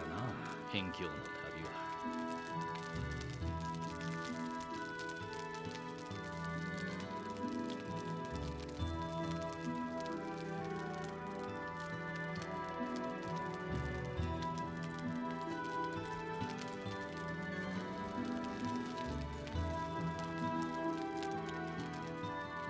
じゃあ、あんたの目的は何なんだ？俺か？聞いてどうする？いや。Honestly, that's a weird thing to say. Somebody asks why you're out somewhere, and you just immediately say, well, I'm not here to murder anyone. Like, I didn't say you were going to murder anyone. Why would you say that? Why would you say that, Gash? He's looking for someone called the Divine Messenger. Some of the timings on these subtitles are off, weird. Sometimes they're like on screen for way too, you know, they go off screen way too quickly for you to finish reading them. それ以上は言えんな。そのクレーメントやさ、砂漠へ向かったぜ。そのせいで砂漠の構成生物がここに攻め込んだのさ。シーカーは死んでも仲間に情報を伝える術を知ってる。この村にいた仲間が残した遺言さ。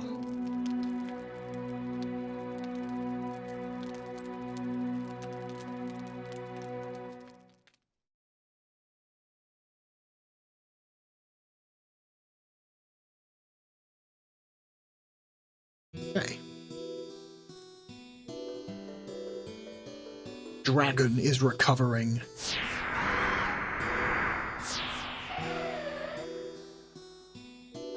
Okay. So whenever you rest at a campsite, you get your health and BP refilled. Go over and inspect our dragon. Should I give him a name? Should we name the dragon? Or just call him Dragon? Name him. This dragon's name shall be... Puff.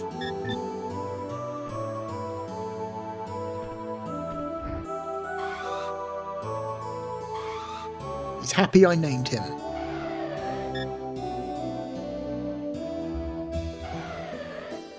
Good.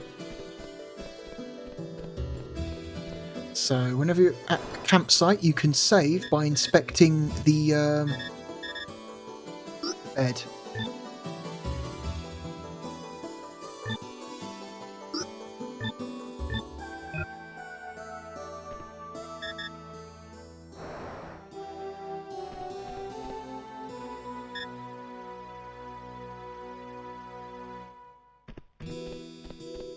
Nothing left to do here now. ああ、俺も連れてってくれよ。実はここで仲間と会った後、砂漠の向こうで別のシーカーと合流するはずだったんだ。だけど一人で砂漠越えはできないし。な、頼むぜ。Yeah, we'll say yes. ありがたい。その代わり砂漠の越え方は俺が教えてやるよ。大丈夫、任しときなって。So you can ask him some stuff. 砂漠は地下を通って越える。それがシーカーの鉄則だ。砂漠の構成生物は地上に住んでるからな。地下を通るってどうやって？方法はいろいろあるぜ。ワームの抜け穴、オアシスの水脈、ガリル砂漠ならでかい地下遺跡もある。遺跡の近くには水があることが多い。砂漠のオアシスも大抵遺跡絡みだ。で、うまい具合に水を抜けば地下の水脈がそのまま通り道になるのさ。This game has a ton of voice acting, like a lot of voice acting for the time. Almost every single line of dialogue is voice acted in this game, which is very unusual for this era, this time. 砂漠の構成生物は割と手強いんだが、ワームだけは別だな。大した武器を持ってるわけじゃないし、何より抜け穴を作ってくれる。抜け穴って？あいつら砂漠を周回する習性があってな。地下を掘り進んだ後が通り道になるんです。お前が追ってるクレーメンってやつ、黒い艦隊を指揮してるって言ったな。何か知ってるのか？シーカーの間じゃ有名だぜ。あの艦隊は独自に旧世紀の研究も進めてるらしい。その指揮官ともなりゃ相当ヤバい男だぜ。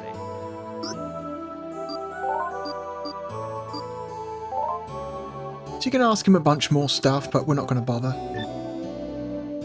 Instead, we're going to leave. Leave the camp or wait until nightfall. Leave now.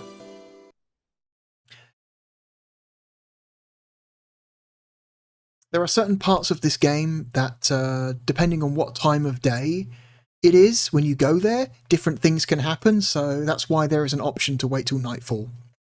But as far as I know, nothing changes if you wait till nightfall before going to the desert.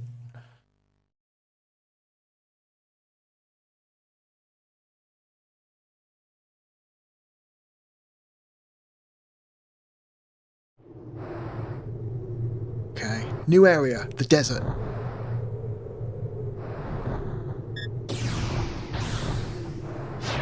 Let's grab the map. Okay. Nice little contained area. Looks good, looks good. Okay. New enemies. Okay.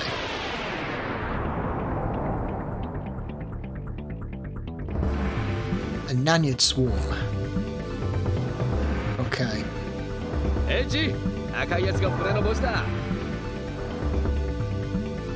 You can end the fight quickly by manually targeting the red monster and killing it first. Also, you notice that this monster is anti-laser, so your lasers are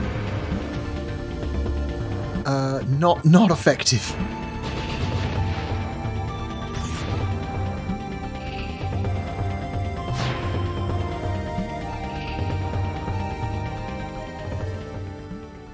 You do get experience for every monster you kill during a fight, so while killing the red one does end the fight quickly, you might not get as much experience if you as you would if you actually kill everything. This is a sunken ship from the ancient age, and we can't do anything with it yet because our dragon is not powerful enough. So that's another thing that we can do if we come back later. Okay, Striders.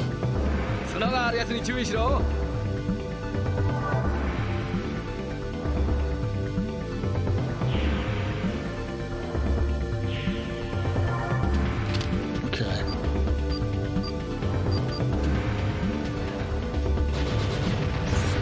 Kill the ones with horns.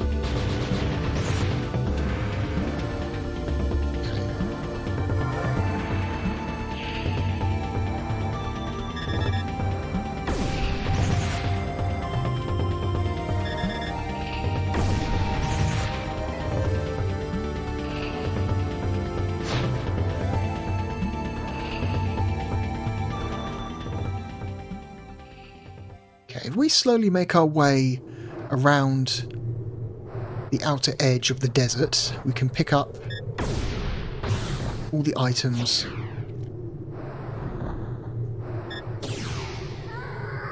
Wow. そうか。エチ、ここはワームの巣だ。奴ら危害を加えなきゃおとなしいもんだ。ワームとじゃれてないで先を急ごうぜ。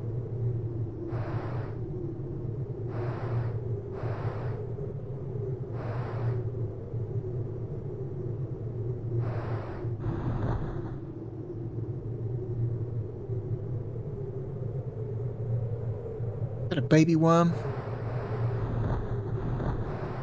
Okay, wait for the baby worm. Crap, out of range. I think if you go for the baby worm, something happens.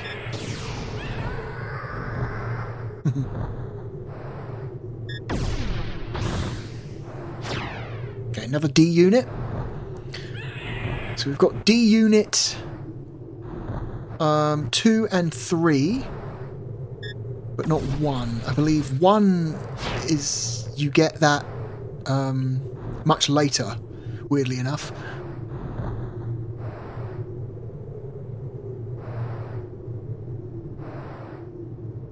So ignore that for now.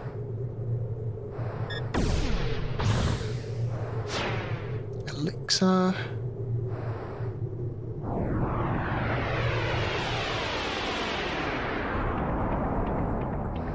Another Nanyard Swarm.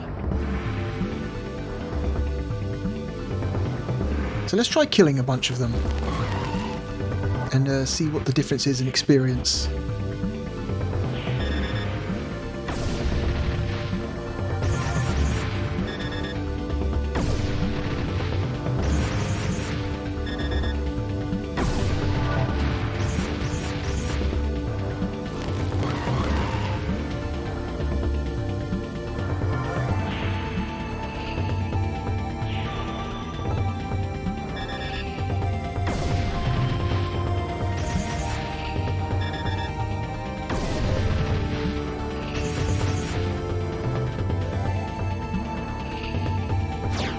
We killed a bunch more of them, and yeah, you see, even though we got a lower ranking, we got more experience.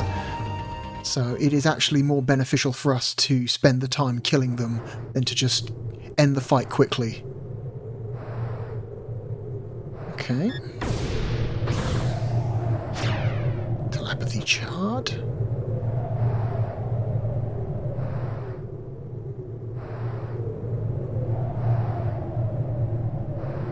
Okay, so there's a secret here.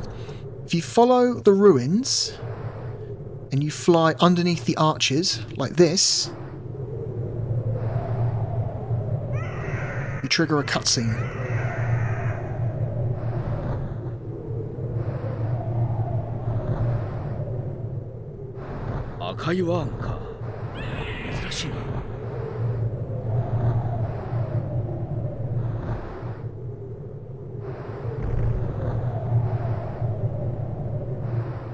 Okay, it opens up a secret area.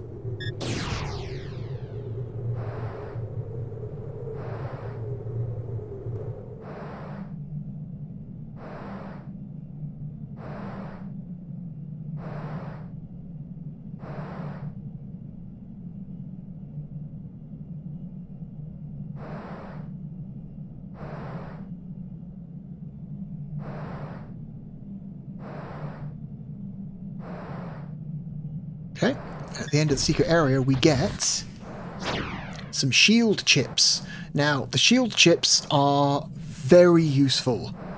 We're going to hang on to those and not use them, because they come in extremely useful in a certain fight coming up later.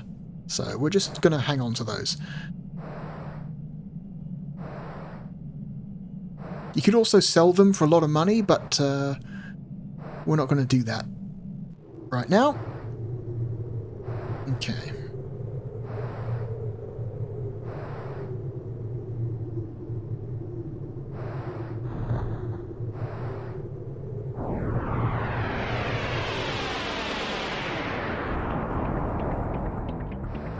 Strider pack. Okay, these guys again. 角があるやつに注意しろ。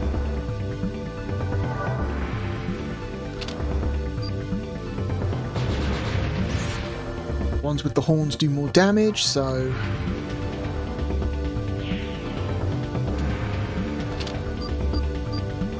prioritize them.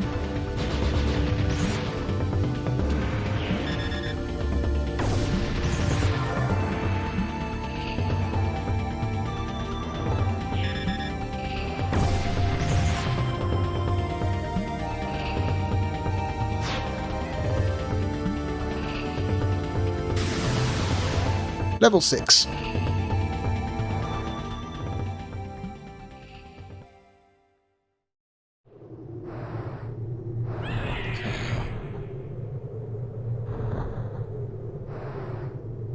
So you'll notice that there's another one of those passages over there.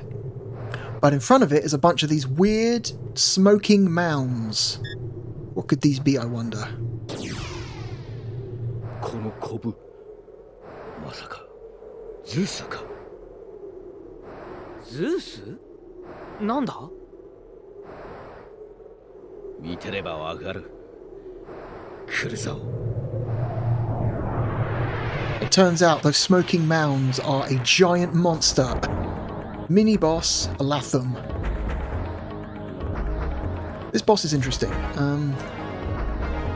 This boss involves attacking it until a weak point is exposed, and then you have to pour everything you have into that one weak point. Also, look at that thing. Look how big it is. Oh my god.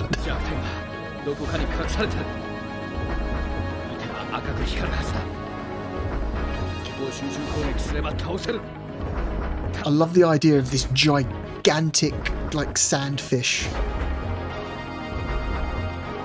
So, all we can really do is attack with the laser from multiple angles until a red part is exposed.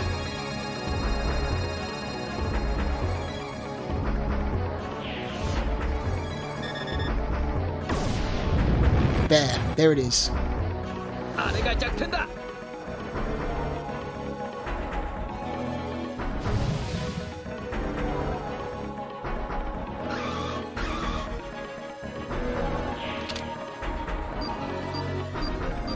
Because it's a single spot, we want to use the gun so we can focus on it.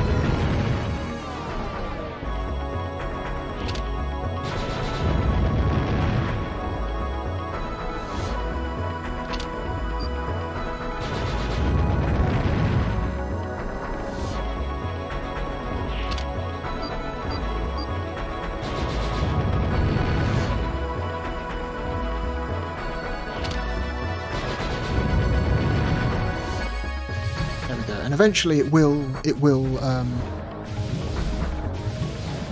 recover. We just have to do this again. Oh, there we go. Immediately. Immediately.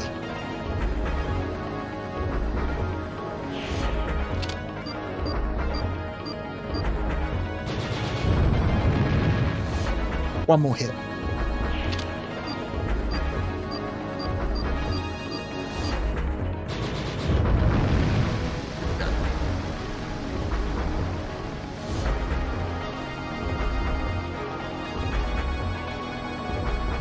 Not a hard fight. Not a hard fight at all.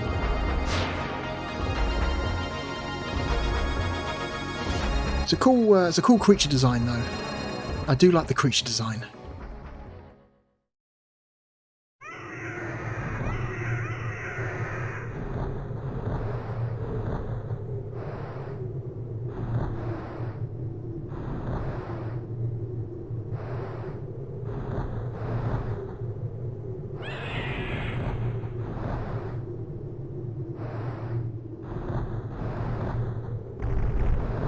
We go, and that opens up another passage for us.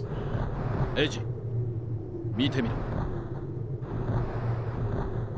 あれが抜け穴？そうだ。ちょうどいい。後を追いかけようぜ。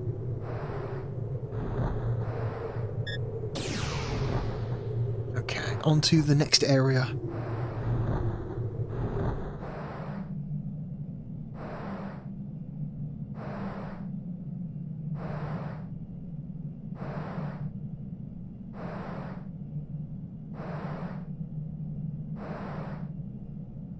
I think there are 3 areas in all in the desert.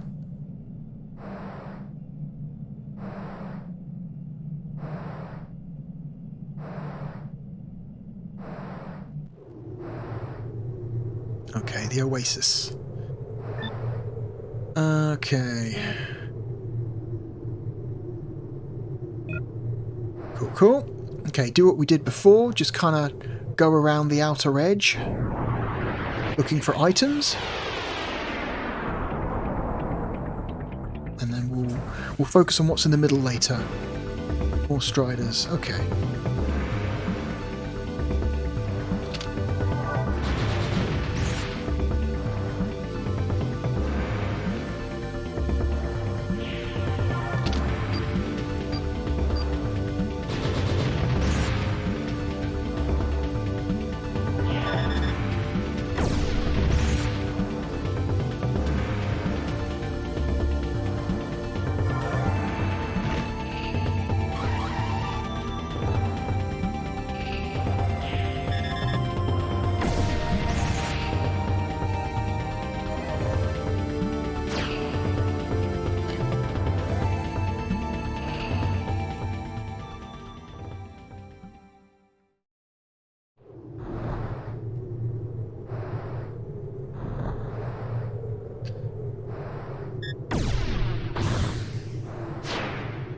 Dennis chip. What's this over here? Oh, there's a little worm in a whirlpool. Let's help it. ワームの妖精を助けんのか？合成生物なんざほっときゃいいのによ。いいじゃないか。人助けみたいなものだし。That triggers another secret. Man, these red worms know where all the good shit is.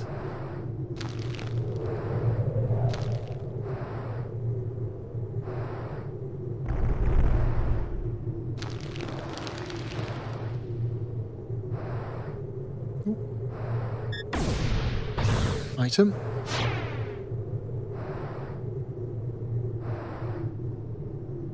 No, too close.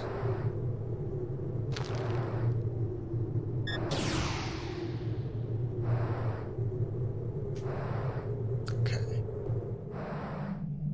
Secret worm family passage.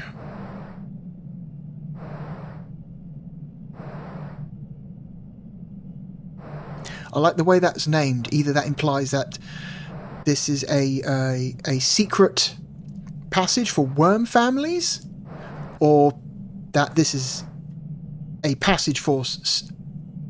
that this is a secret passage for worm families, or it's a passage for secret worm families. That worm has a secret family. Oh my god. Mauler. There we go. So the Mauler is our first weapon customization. Hang on.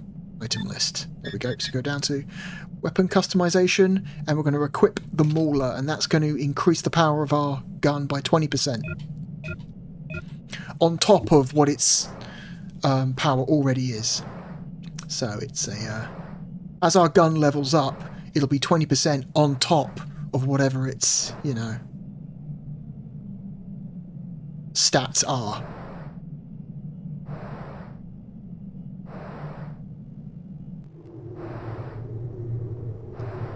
Cool. That's a good item. You can buy that item from a shop later on, but it is very expensive, so you're best off grabbing it here. Hoppers. These things are weird looking.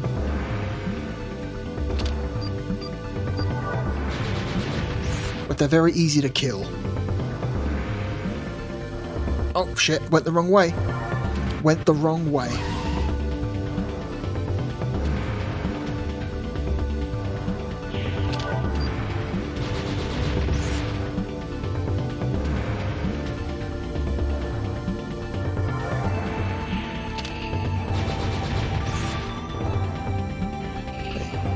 Those enemies don't track you, they just turn in random directions.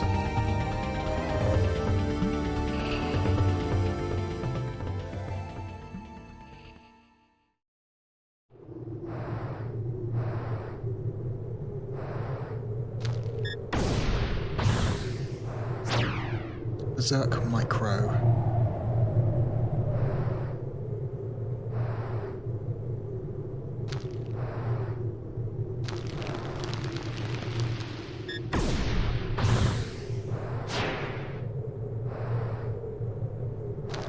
Grab all this stuff. Oh, these things. Okay, so one of these things will drop an item. I'm not sure which one. You attack them all, eventually you'll find one that will spit something out. There it is. This is an item for a side quest. Kuo pollen. Don't remember exactly what it is you're supposed to do with that. I don't know, it is an item for a side quest. Another one of these. エッジ、赤いやつが群れのボスだ。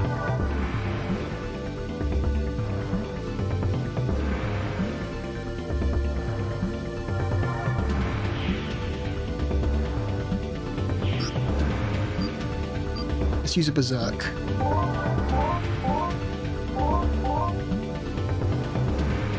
So, Holy Sphere is just that explosion, we've already seen that. Phantom Slashes is a new one.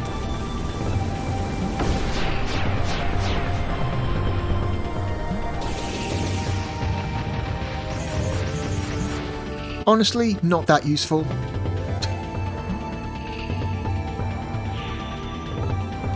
The best one to use in this situation is Holy Sphere, because it just hits everything.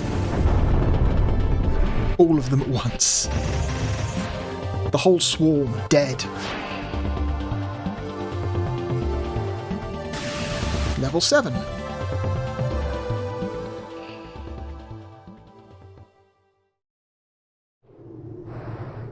There's a mysterious structure here that we can't do anything with just yet.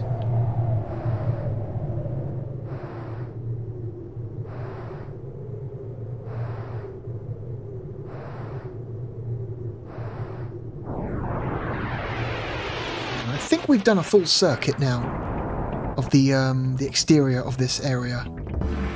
I think we have all the stuff.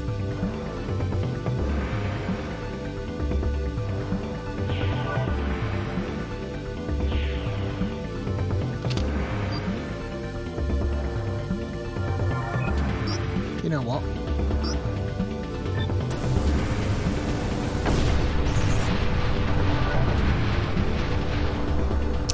I didn't do that much damage. I'm actually really disappointed by that.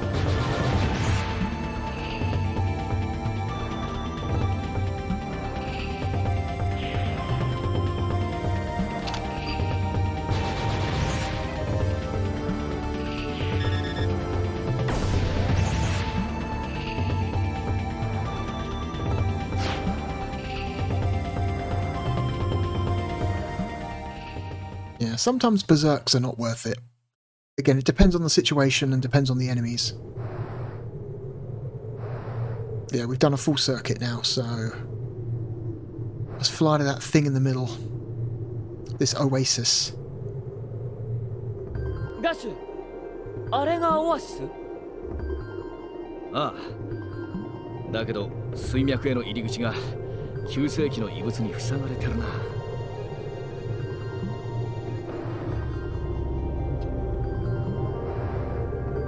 Village here. Oh, and there's an item.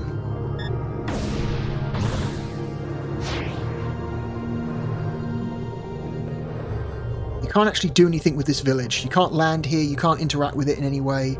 This is just set dressing. There's a save point. 点滅し始めた。他の遺物に同調したんだ。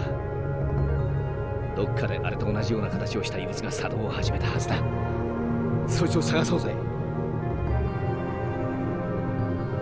So, where have we seen a structure that looks like this? Back over here in this corner. It's spinning.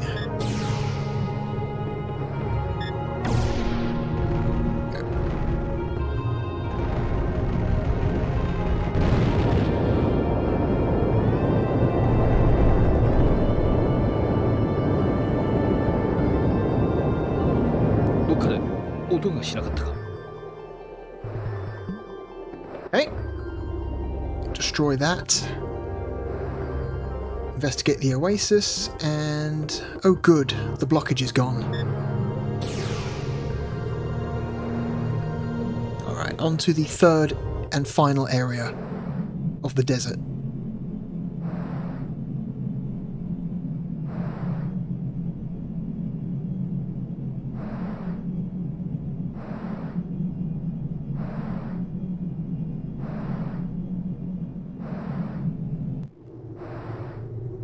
Blue ruins, okay.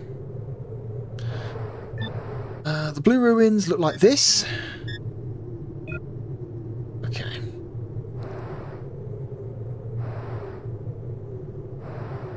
Let's do our standard sweep.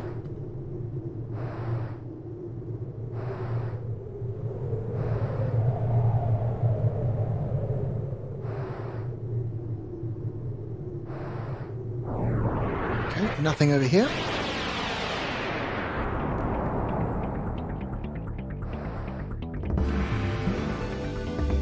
It's a combination now of multiple different enemy types. That's cool, that's cool.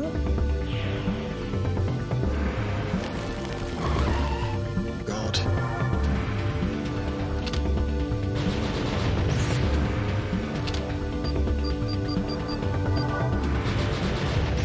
Take these guys out first.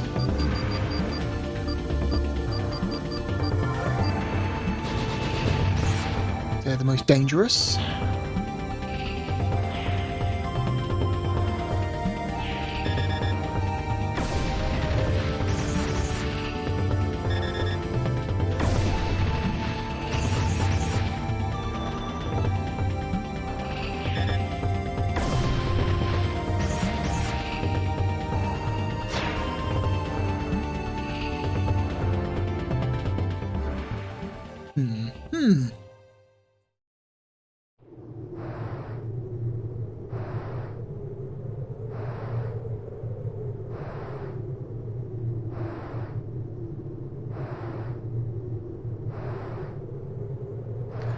There's nothing over this side either, it's just more of these weird plant things. Okay. So let's head through the passage.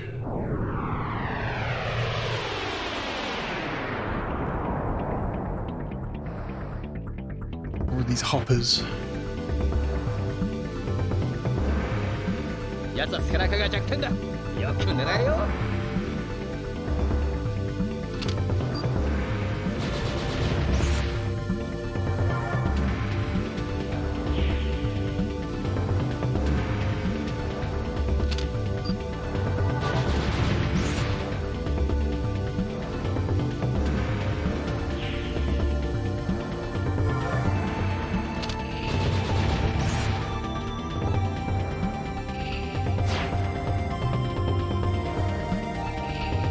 Those guys give good experience.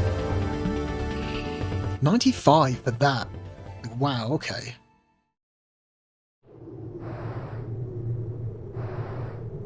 Okay, save point. Just make use of this very quickly.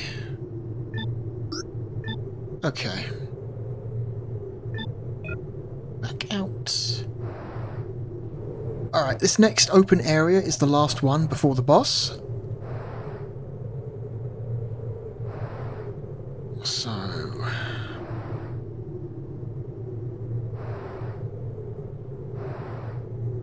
let's do the search.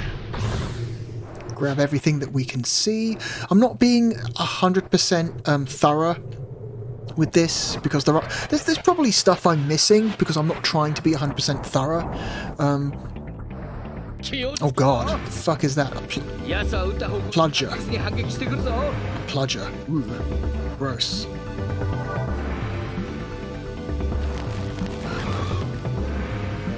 Look at that thing. I think it's disgusting. Ugh.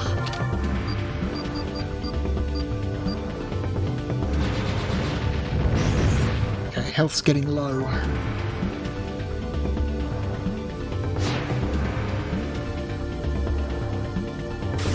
Level 8.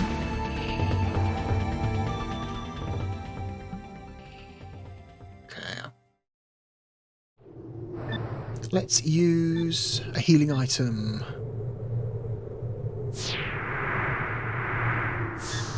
Let's also boost our BP by a little bit. In case we need it.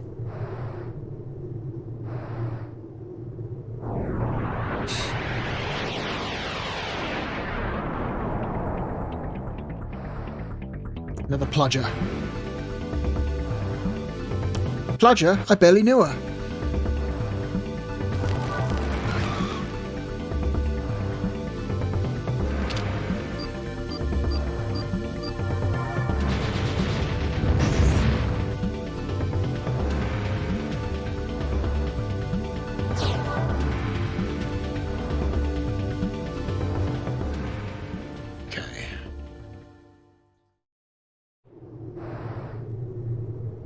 Moving on.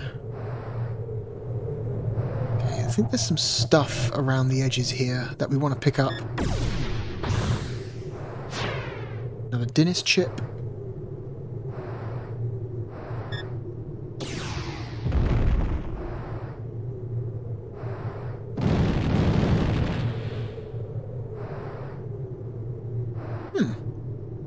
Vandalism.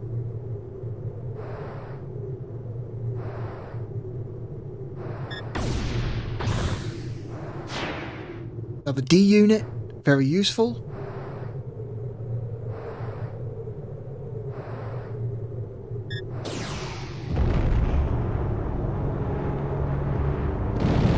Okay, that summons a tornado for some reason, but whatever, we'll take it. And that tornado will clear away all of the sand in front of that ruin, so we can enter. Yatta! 砂が吹き飛ばされていく。ここの遺跡を越えれば砂漠も終わり。あとは地下をまっすぐ飛ぶだけだ。気楽に行こうぜ。No, not yet. I'm not finished going around the exterior of this area. Make sure we grab as much as we can.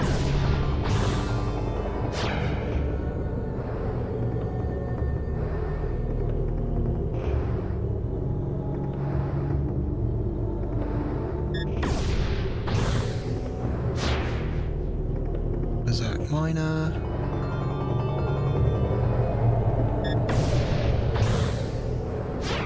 Another Dinis chip.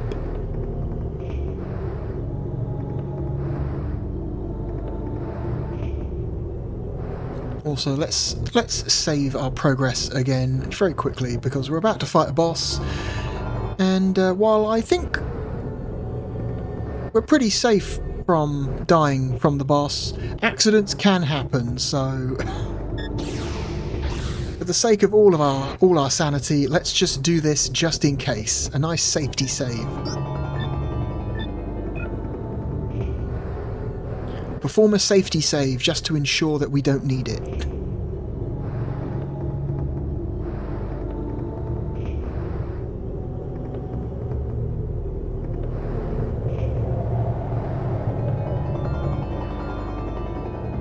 Okay.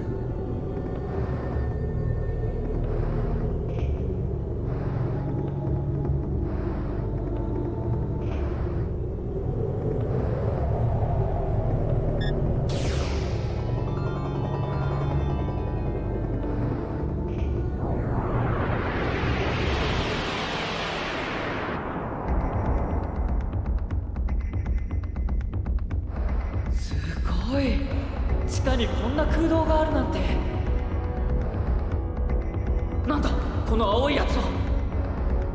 廃種？おかしいな。この規模の遺跡ならもっとまともなやつがいるはずだ。まあいい、さっさと片付けて先を急ごうぜ。Right. Well, that's not very threatening, is it? Look at that thing. I almost feel bad killing it. Let's heal.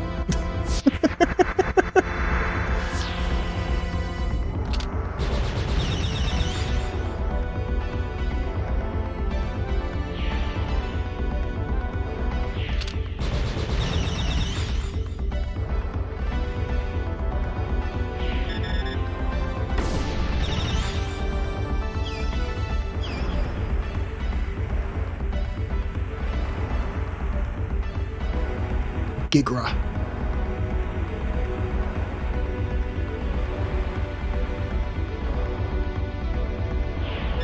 There's something under the sand. What is it?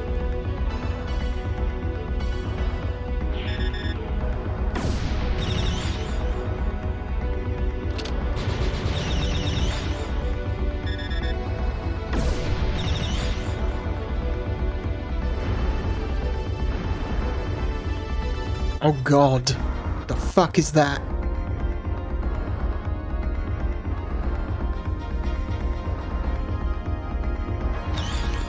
Crunch.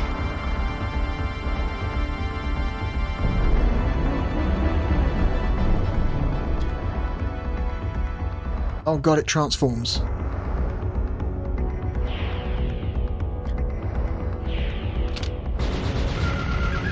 So this thing's kind of cool.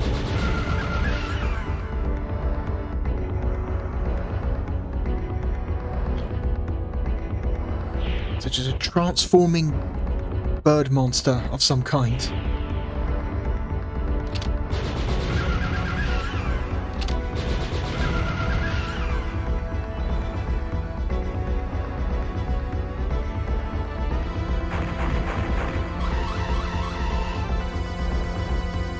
Okay.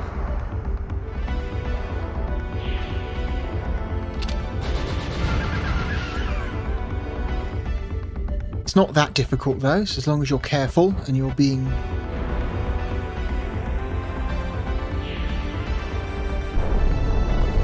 Okay. The cave-in I don't think you can avoid. I think the cave-in is just mandatory damage. Which feels bad, frankly. I don't know. Don't know how I feel about mandatory damage in a game like this. Defensive form.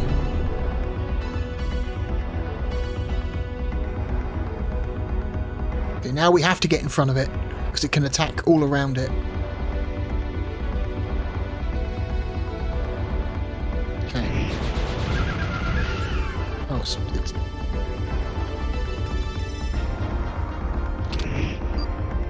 Okay, it defends its face,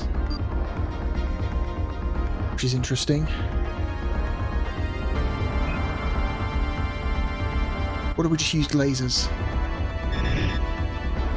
Oh, it just blocks them completely. Okay, don't worry about that. Don't worry about it.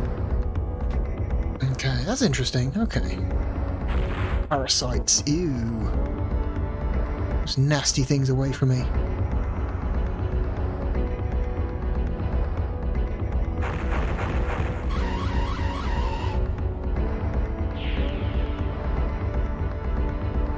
Parasites follow you. I think they do.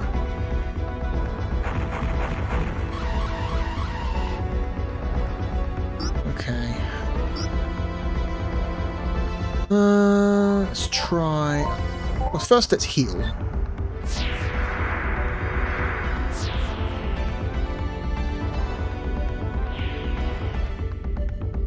It got there before I did.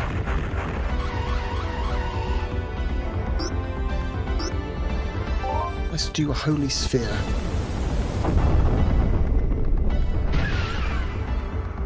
That did good. Right arm disabled. Okay. And it's changing shape again. Okay.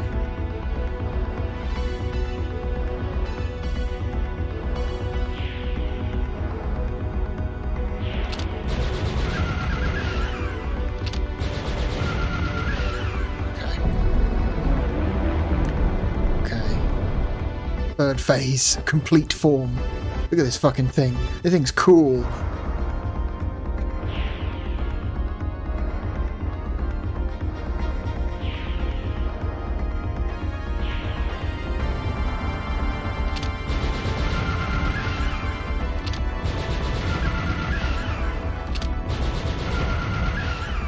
Okay. I like the use of different colours for the health bars, so you know roughly how much health this thing has left.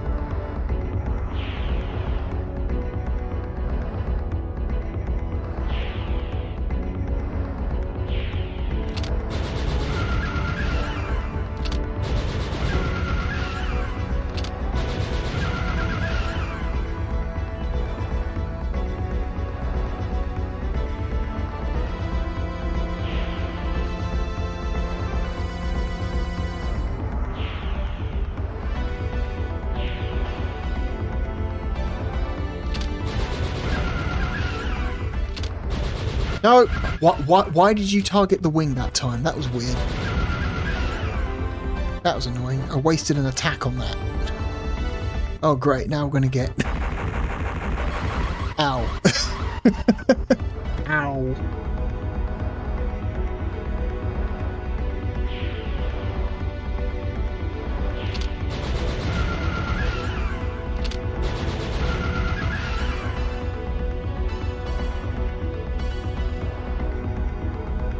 Maybe one, possibly two more.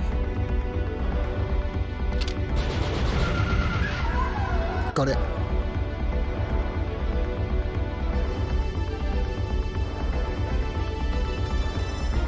I like the sense of scale. This boss fight has a really good sense of scale.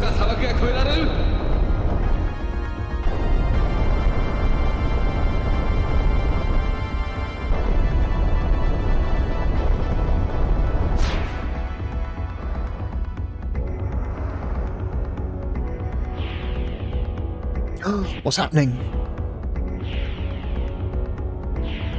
Our dragon is evolving. There we go. Our dragon has changed into the Valiant Wing. Also, we get stat boosts and a bunch of new berserk spells.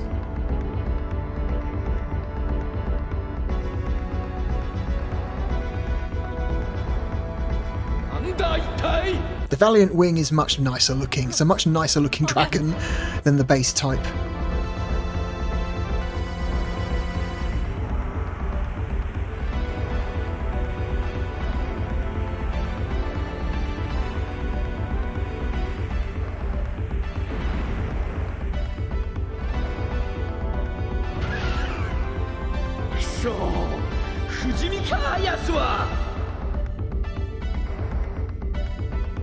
There's some animation bugs in this cutscene, unfortunately.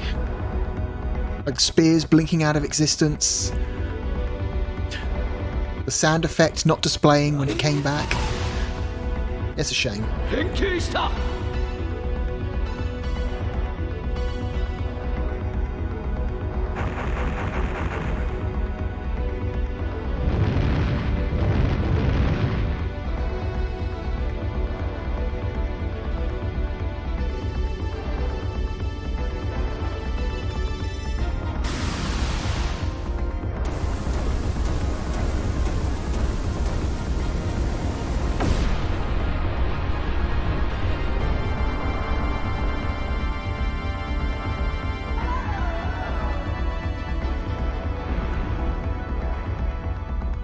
And the enemy, again, blinking out of existence without a sound effect.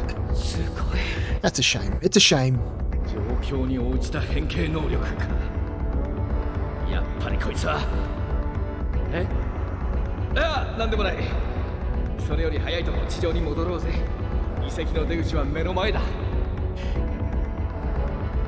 If you manage to brute force this game to run at 60 Hz, all these visual bugs are fixed.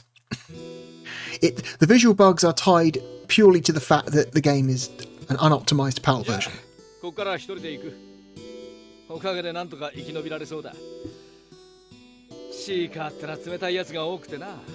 約束の時間までに着かなかったやつは死んだことにされちまうのさ。ああ、そうだ。そいつを持って東に飛びな。そこにキャラバンがいるはずだ。それを見せれば力になってくれる。まあドラゴンを隠していったらの話だけどな。短い間だったが面白かったぜ。またお互い生きていたらどっかで会おう。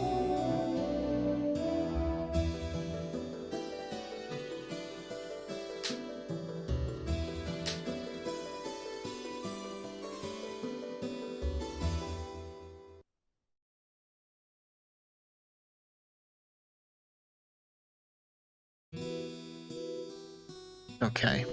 Campsite.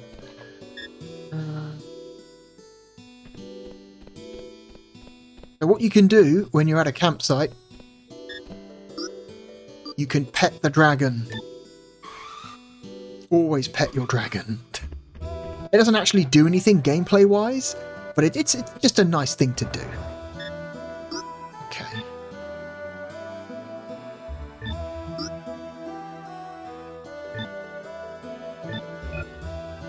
Okay, so what we have unlocked is a new mechanic, dragon morphing. So we go to the main menu and go to select dragon type. We now have the ability to fine-tune our dragon. So we can move around this marker inside this circle and it will modify our dragon's stats. It'll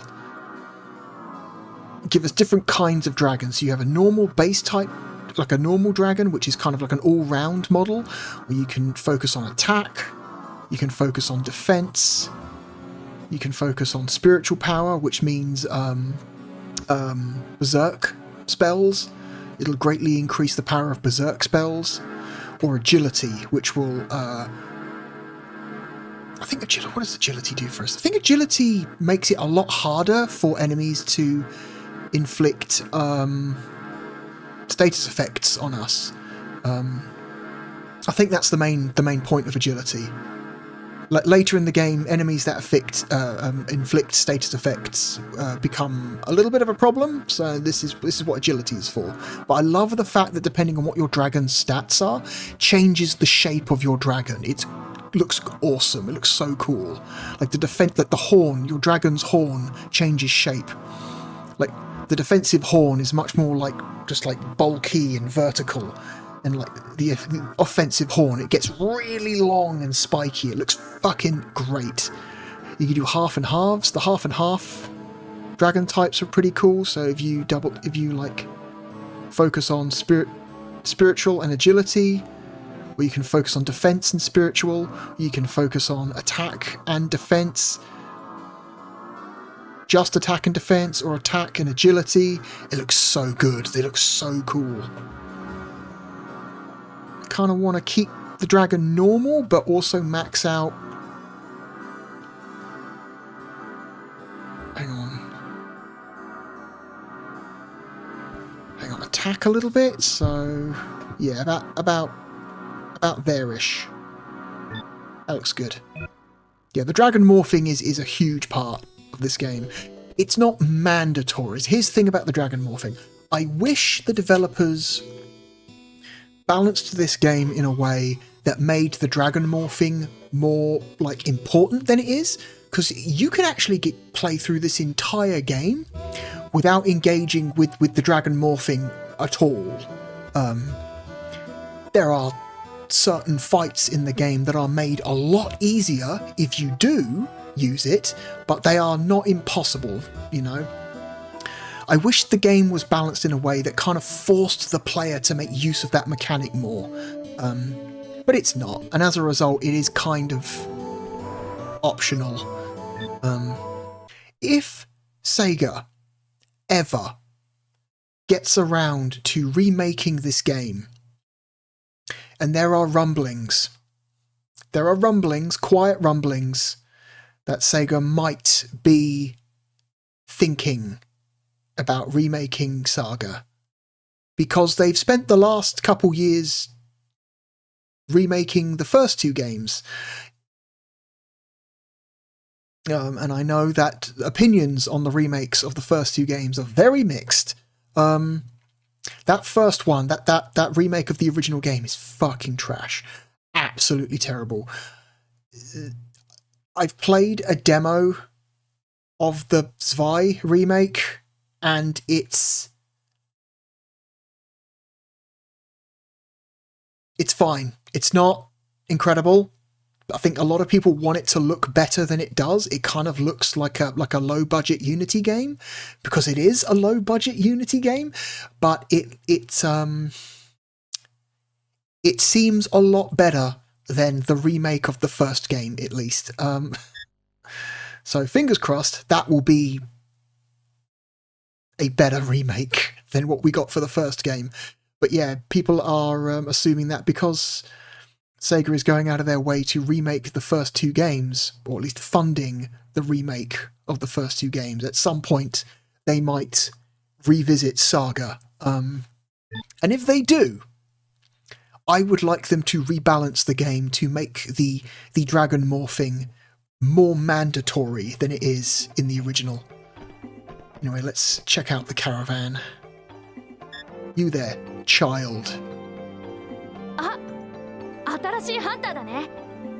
俺たちと一緒に来るんだろ？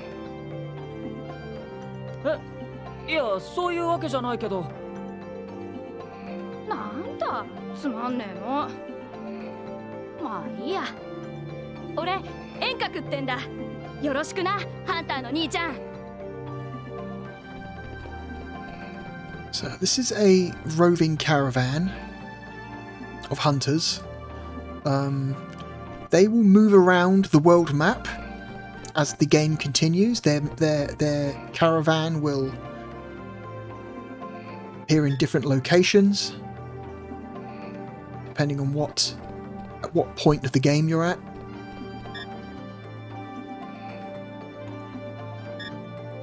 Cat was clawed by a monster. Okay.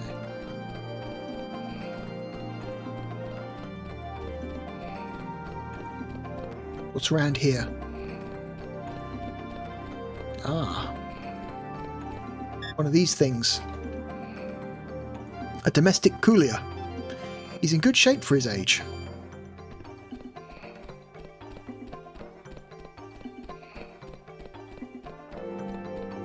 Okay, so we actually want to go to the chief's tent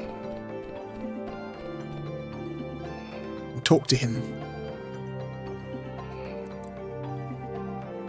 あんたもさっきの奴らの仲間か。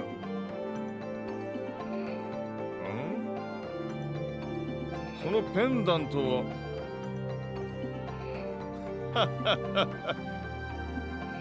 なんだガッシュの仲間か。わしはまたさっきの奴らかと。なら話は別だ。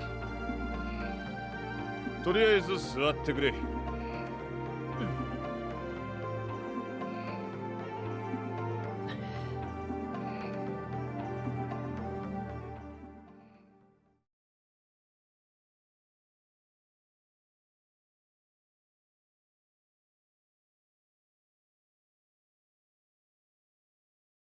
クレイメンか。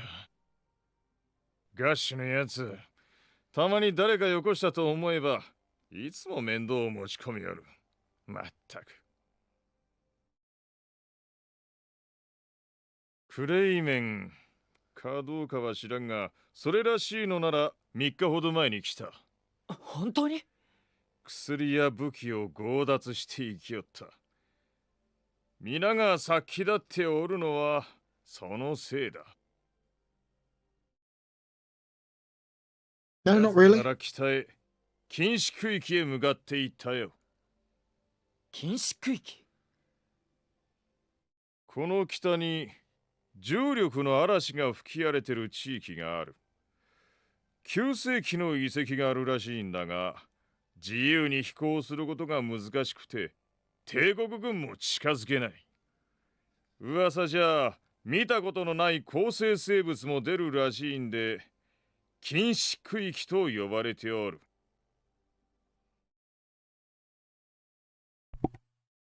まあ放っておいたって奴らも構成生物どもにやられるってことだ。それでも僕は行きます。クレイメンにせめて一撃でも加えたい。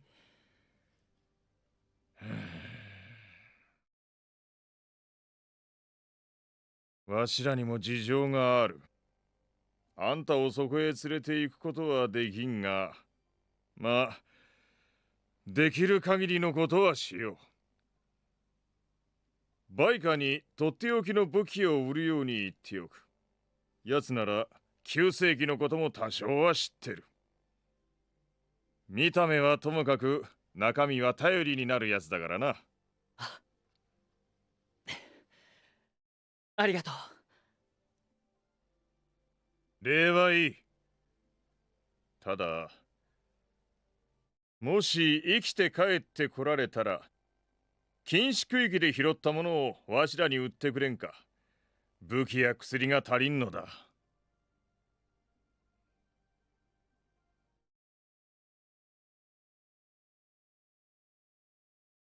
Okay, cool.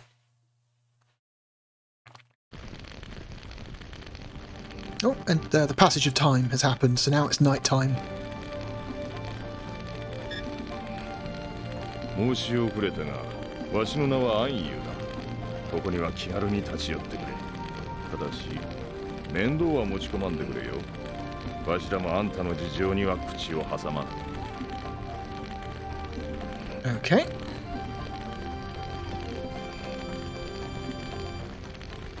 Can't go inside that tent during the night. There's another dude round here. よう、新顔だな。取引に来たのかい？俺、ラウルってんだ。ここの雇われハンターさ。More of these guys here. Oh, he's snoring.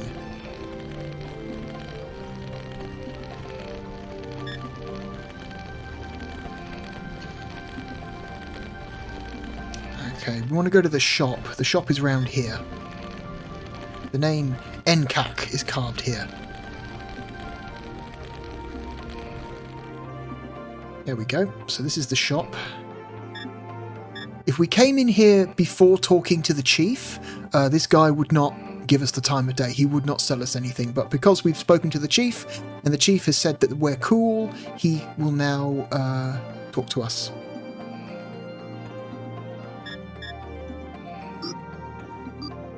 あんた、旅の人だ。俺の名はバイカだ。よろしくな。何かいい品物があったら見せてくれ。高く買い取るぜ。Okay. Let's do business. あんたが Make a deal.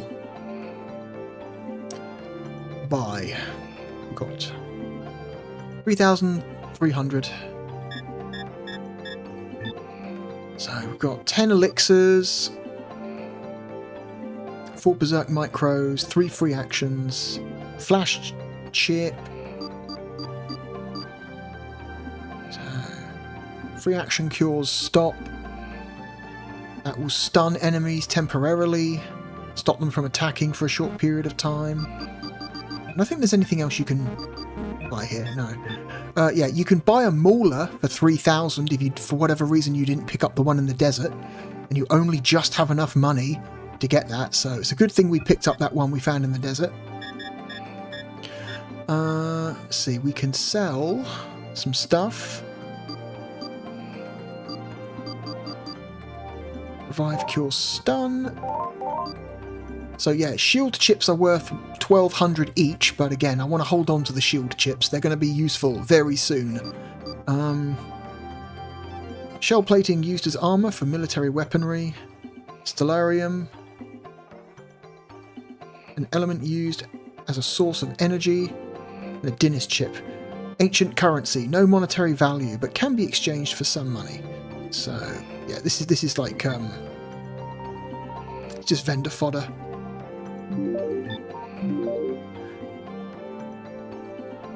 Same with these, I think. These are also just kind of vendor fodder.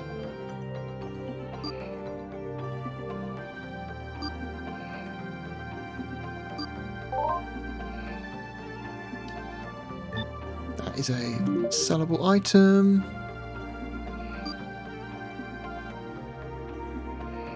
Used to repel monsters.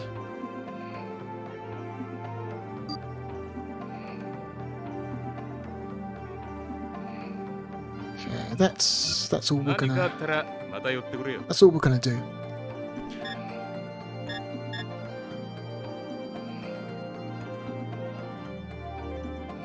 Okay, let's get out of here.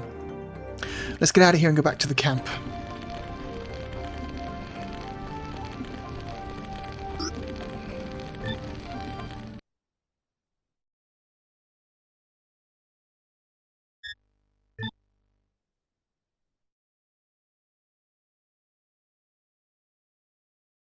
So there is additional lore about this world if you want to know about it. If you go to the menu and go to your items, you go to non-sellable items, you'll see something called the Soldier's Guide. If you select that, you're given a bunch of text that you can read which tells you more about this world and the rules of the world.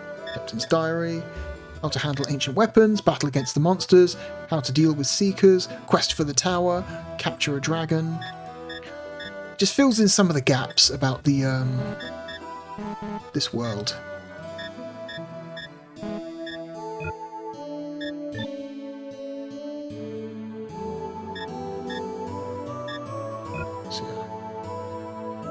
I like that for some reason. Leader's note, like. For some reason, like, I get the feeling that Captain's Diary and Leader's Note, like, Leader's Note just feels like a bad translation of Captain's Diary. And at some point, the same piece of text got translated 2 different ways. So I'm pretty sure this is just supposed to say Captain's Diary. But oh well, Leader's Note. Okay. Let's save.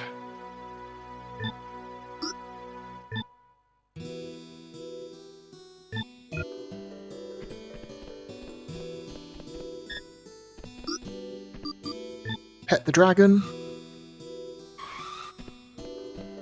Let's get out of here. Leave the camp.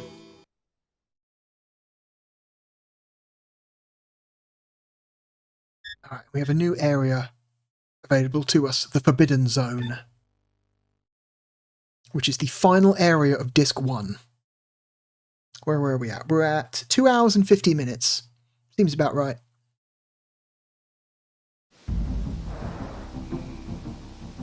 I did say this first disc is about 3 hours.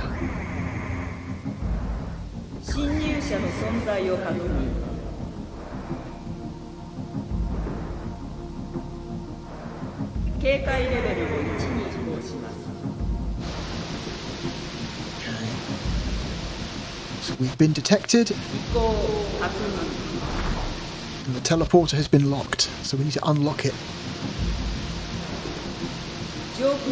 Sorry, transporter, not teleporter.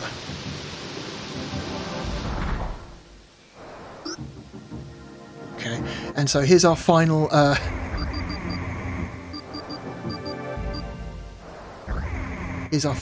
tutorial section, basically explaining the how to more effectively use different dragon morphs. By accessing the type select, you can adjust the basic abilities of your dragon. There are 4 basic abilities. When attack power is raised, your dragon's laser power increases. Your gun's power remains unchanged. When spiritual power is raised, berserk power will increase. Also, spells require less BP. When defense power is raised, enemy attacks cause less damage. When agility power is raised, your dragon's speed increases and your gauge fills more quickly. Oh, that makes sense. Some powers are inversely related. When attack power is increased, the spiritual power decreases. When spiritual power increased, attack power decreases. When defense power is increased, agility decreases. When agility is increased, defense decreases. The dragon's forms can be classified into 5 types. The way abilities change and how the dragon learns new berserk techniques varies according to the dragon's type. If you choose to fight in the attack type, not only will your dragon's laser firepower increase, but it will become easier to learn attack class berserk techniques. If you choose to fight in the spiritual class, your spells cause more damage and you're more likely to learn spiritual class berserk techniques. If you choose to fight in the defense class, not only can you absorb more damage, but learning defense class berserks becomes easier. If you choose to fight in the agility class, your swift dragon will develop a pattern of learning agility berserks. If you choose to fight in the normal form, your dragon will learn berserk techniques from each class randomly.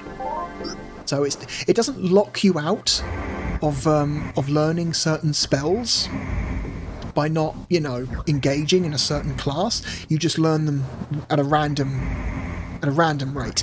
That's something else they could do if they were to remake this game and rebalance it. Make it so the most powerful spells from each type are only accessible if you spend a certain amount of time as each type. I really wish the game forced the player to engage more with the morphing, because it's such a cool thing. Full gauge class. Each of the berserk techniques in this class are dedicated to each type of dragon. To use each spell, you need to change the dragon's type, which corresponds to that technique. You will need 3 full gauges, but these spells consume no BP. That's the trade-off. Attack wing, attack type, laser power increases, berserk wing increase. Okay, so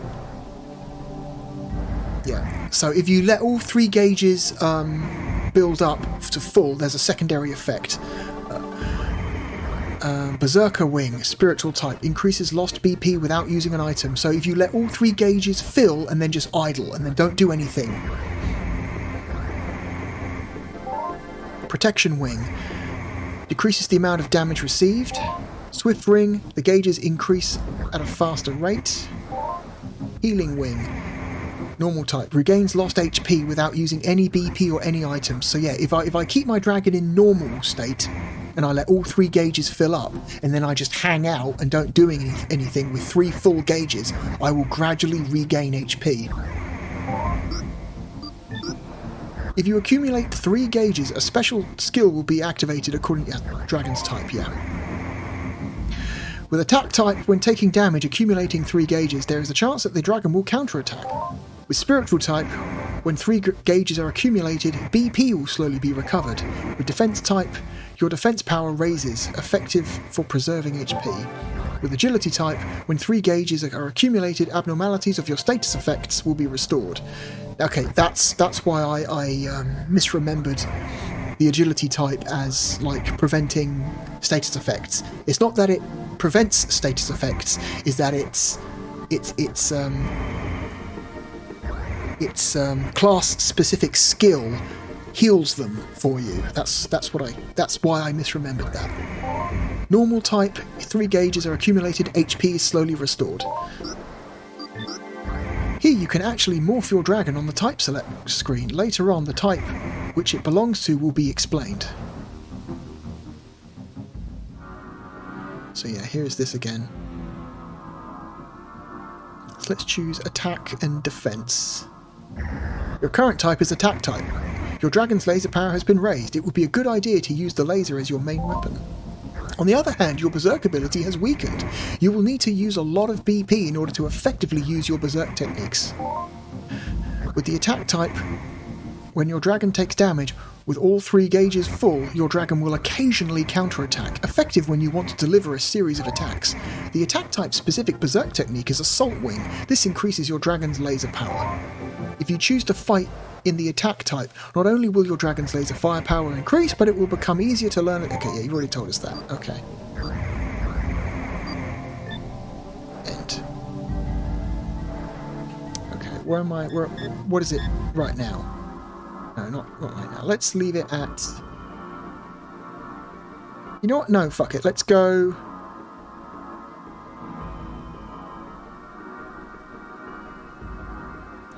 Attack, defense, and agility. 0 spiritual.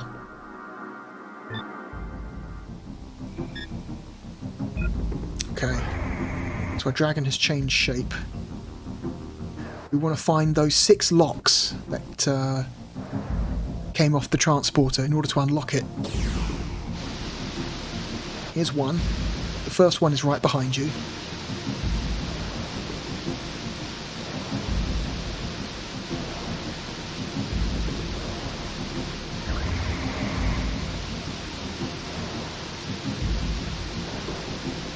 You don't get a cutscene for everyone, they just give you a cutscene for the first one and the last one.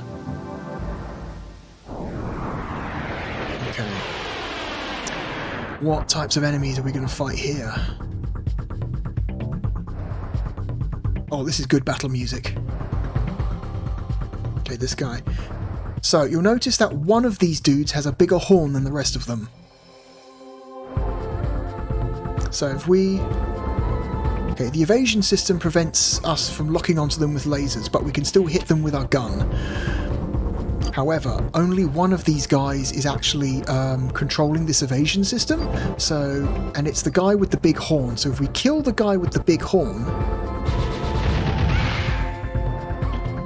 that will deactivate the evasion system,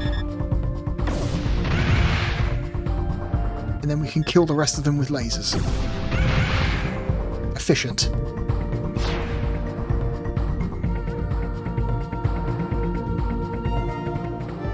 Get our experience and money bonus.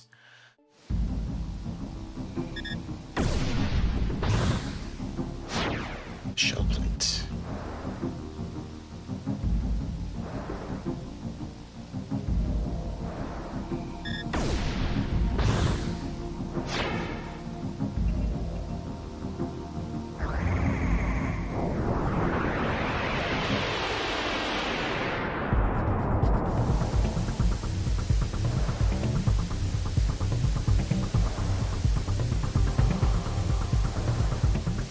Also, you'll notice that the one of these things has a raised head. This one. This is the leader. If we focus on the leader,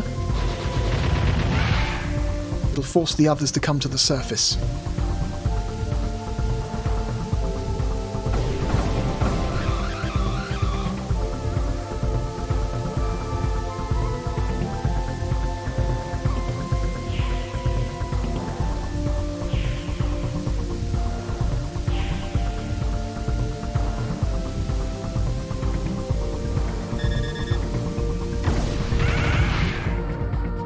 We just kill those in one hit, it's fine. We didn't actually, didn't need to charge up all 3 gauges there. Level 9. I feel like as long as we get to level 10 by the time we fight the boss, we'll be fine.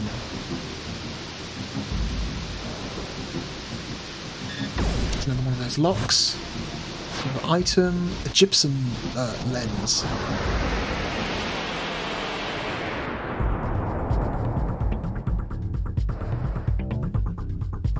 Okay.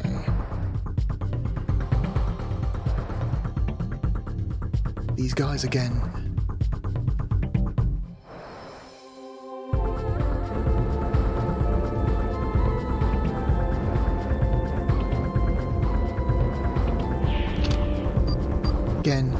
Kill the leader. The game doesn't tell you which one's the leader, you have to just figure that out by looking at them. The leaders will typically look slightly different, or they have slightly different behaviours. You've got to pay attention. There's some Licuran eyes. Whatever the hell could they be? Just monster parts or something. Oh, another one.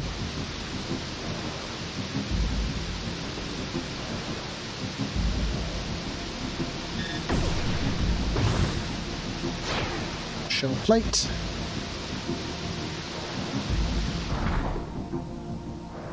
I love the water, the look of the water in this area. It's got a very similar look to the water in the other 2 games that we looked at so far. Continue quest. No, we don't want to leave. We don't want to leave.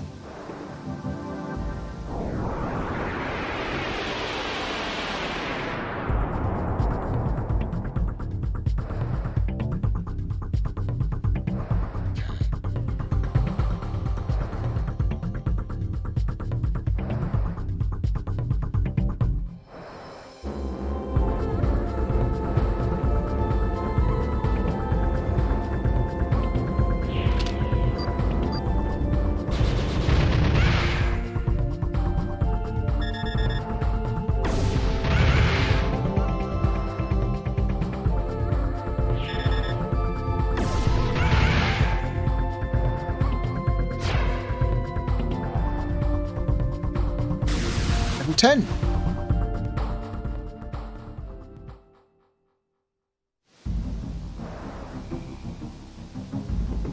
Ooh, some more items over here. Telepathy shard? Okay. Oh, map. Want that. This is actually not a very big area, but it's always nice to have the map. And again, the colouring in of the blue areas that you've explored is a really nice quality of life feature.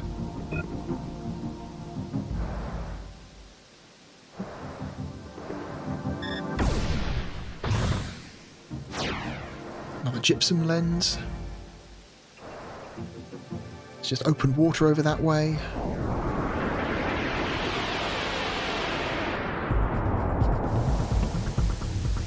Lazara skimmers. These guys. Okay.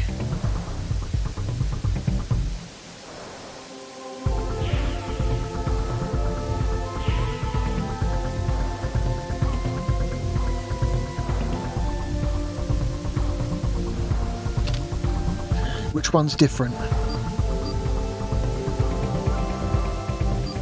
They all kind of have their head raised. Oh well.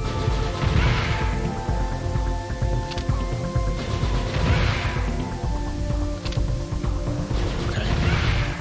What was that last one?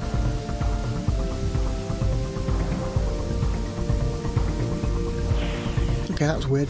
Unless the leader is underwater, and that's why we can't hit them. So we've got to wait for the we've got to wait for the others to come up on their own. They should eventually do. There we go. Yeah, the leader was underwater. That's done.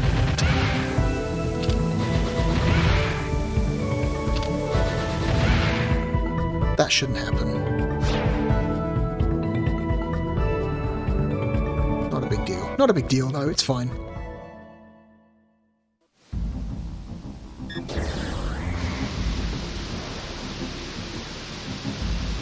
Another one of those.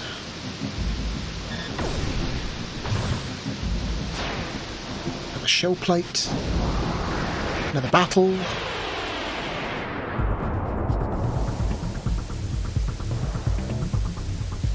Okay.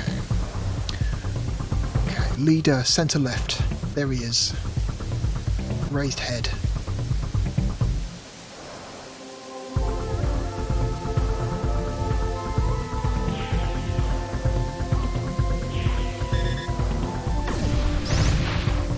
Okay, we can't attack them from behind. They are impervious from the back. Good, good to know.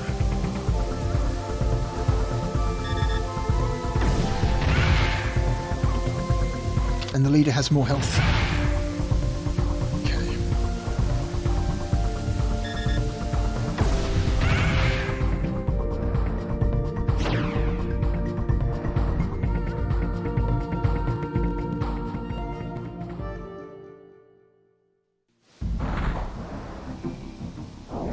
Oh, bloody hell.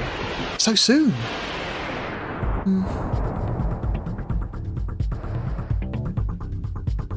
Whatever, it's fine. We're breezing through these fights. These aren't really a challenge at all.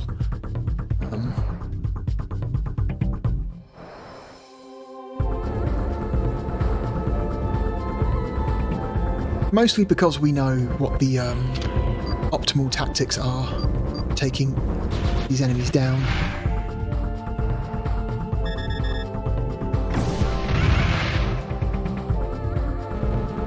Oops.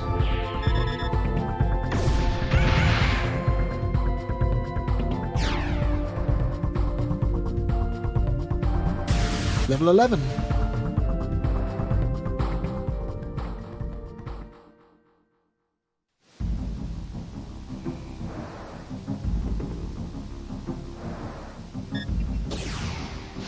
Another one.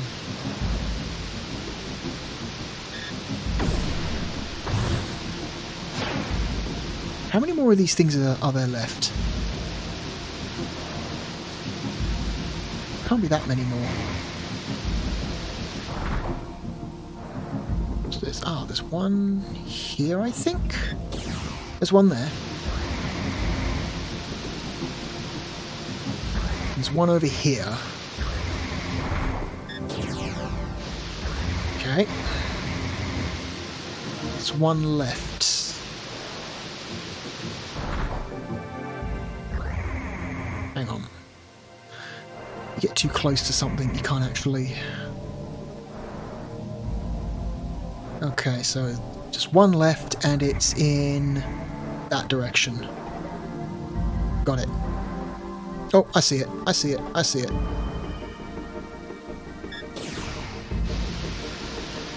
Boom.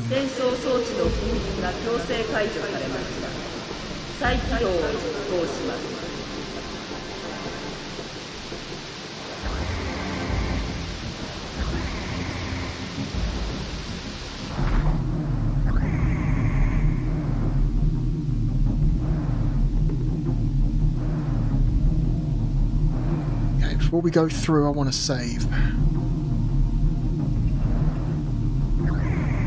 So let's find that save point and use it.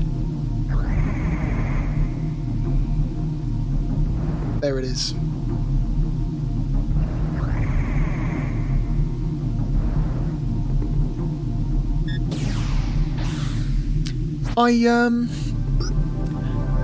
I have a complete playthrough of Panzer Dragoon Saga on my channel.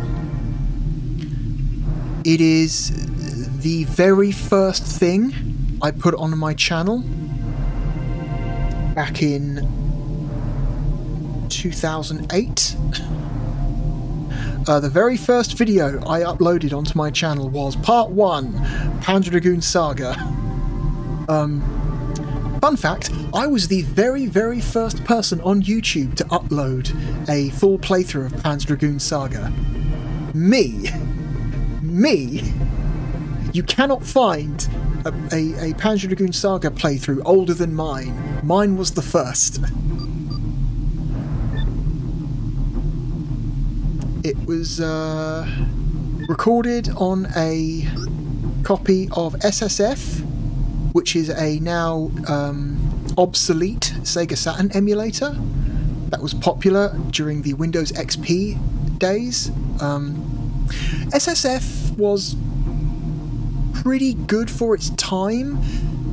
People liked it because it was very simple and easy to use, but the downside was it didn't have a lot of customization options. It was very limited in terms of options, and also it wasn't an open source emulator. It was a private. It was an emulator being worked on by some random Japanese dude. And he did all the work himself, and because it wasn't open source, nobody could contribute to it.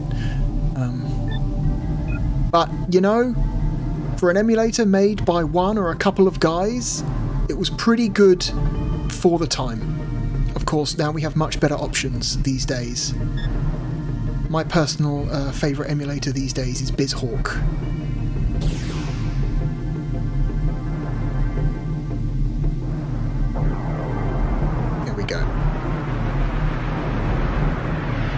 Here we go.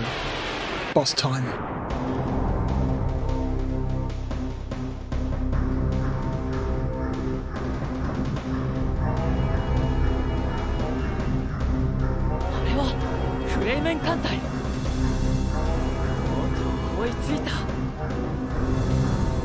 Engaging the Black Fleet.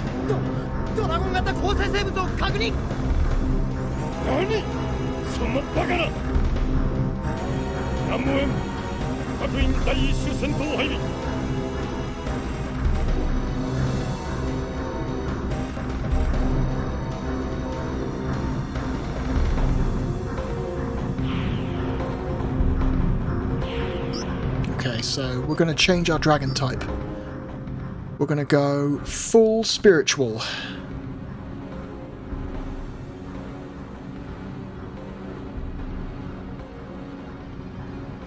Here we go. Whoops. Okay. We're going to go around the front because that's where the weak points are. and we're going to berserk these guys. We're going to do, what are we going to do? Chain laser, holy sphere, phantom slashers, energy prism.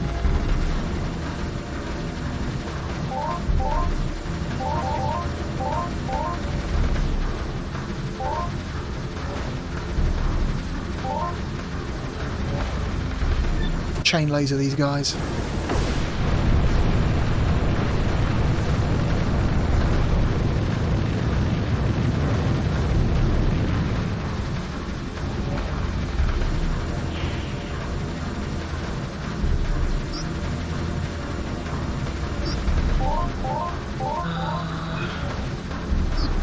We need another one.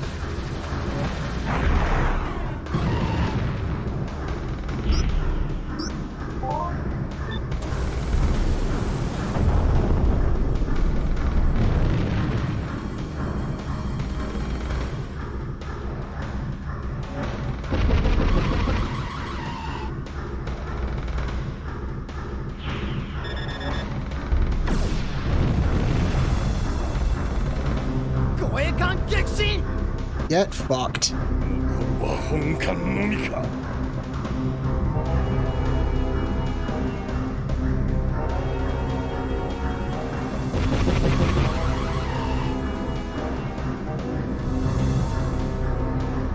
going to switch types again.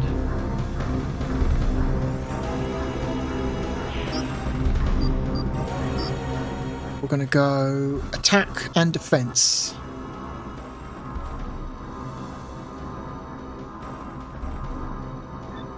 Go.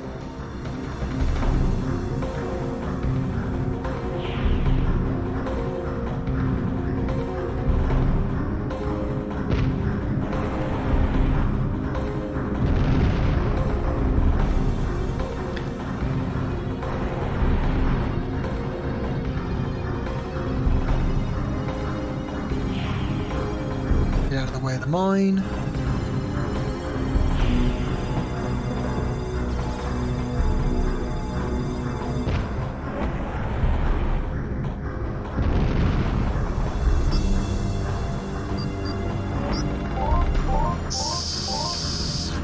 Assault wing raises laser power.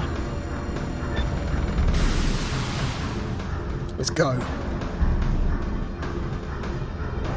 That's a permanent buff for the rest of the fight. That doesn't run out.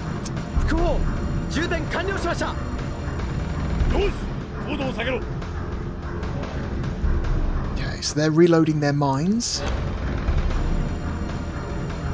So we can just hang out a little bit. Going to try and maneuver us into attack range, but we can just ignore them. Also, their defenses are up, so we don't want to attack them when they're reloading because their giant floating rock that holds them up is in the way. Okay.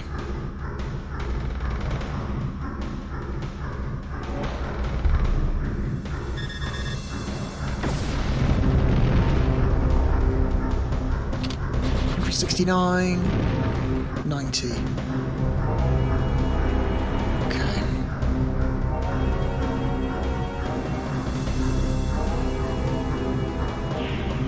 God damn it! No. There we go. That's what I want. Decent.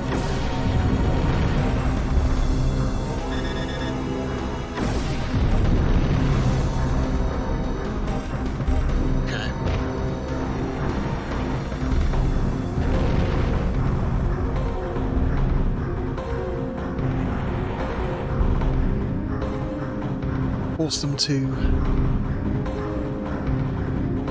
arm another mine.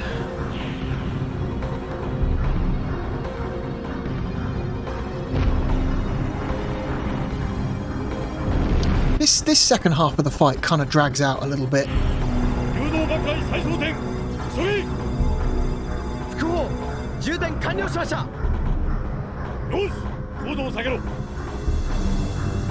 Okay, lowering altitude again.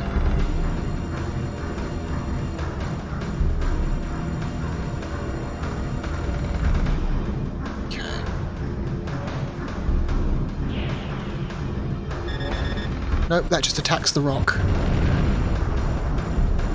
I don't know. You do decent damage to the rock, I guess. No reason not to attack it, I guess.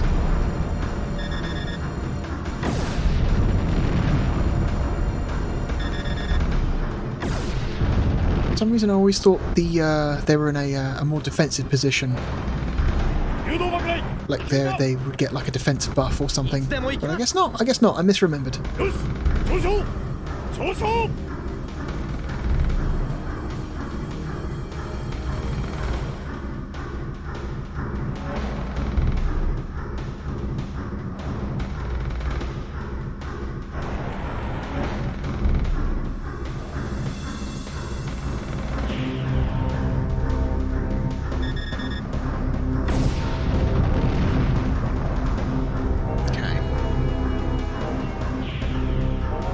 Get out of the way.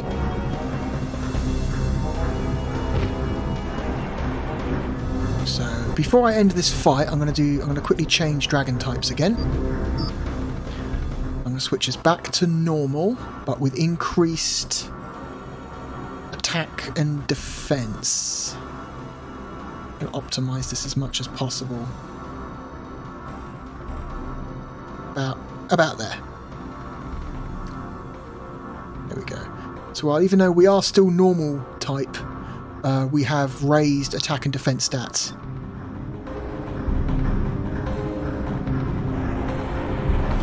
Because I want to do some healing.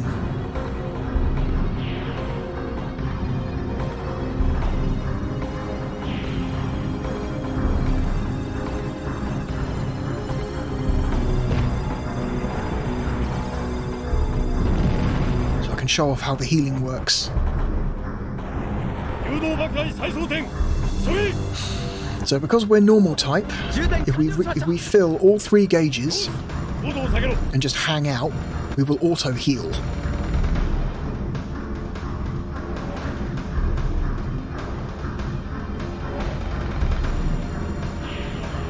So watch our HP. Look at it slowly increase because we have 3 full gauges. It's a good way to save on items and BP.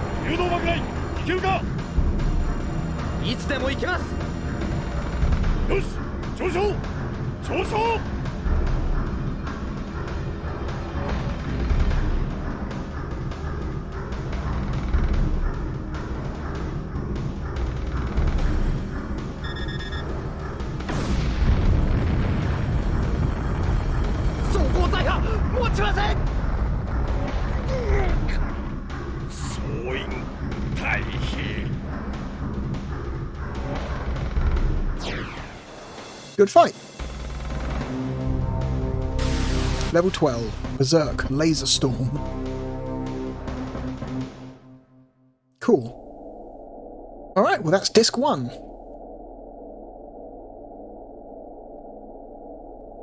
Kramen's fleet is destroyed, mission accomplished, no need for the 3 other discs, right?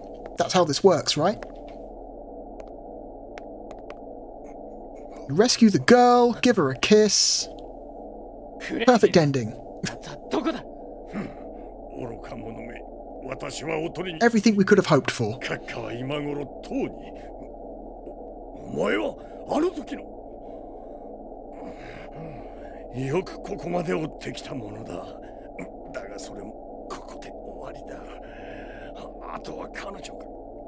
Say what? Who?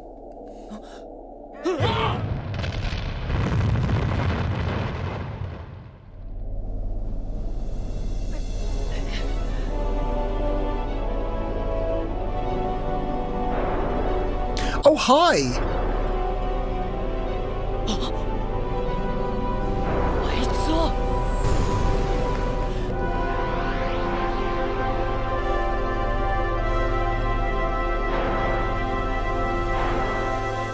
Let's ride. Oh, hey, this girl we thought we were going to rescue. Whoops. She don't like us very much.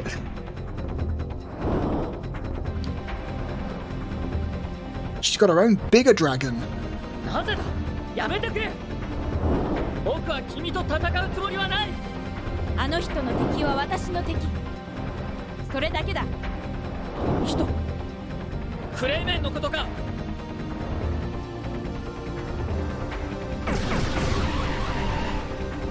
くそ、戦うしかないのか。なぜクレイメンの味方をする？ Yeah, 答える必要はない。 what he said. Okay, so remember those shield chips we picked up a while ago? What if we used them now? The shield chip is a timed temporary buff that negates all damage for a period of time.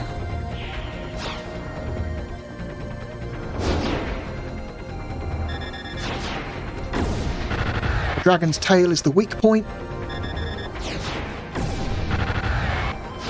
We want to attack that.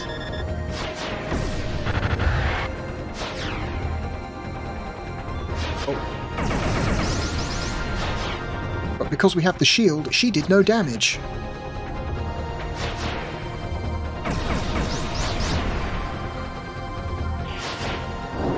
Having the shield chips makes this fight a lot easier. Okay. The shield just ran out. They do have a limited time on them. There are certain attacks. This game, certain enemies have certain attacks that can break the shield. One of them is in this boss fight, but if you know what to look for, you can avoid it. You can avoid getting your shield broken. We've only got 3 of these, but we only need 3.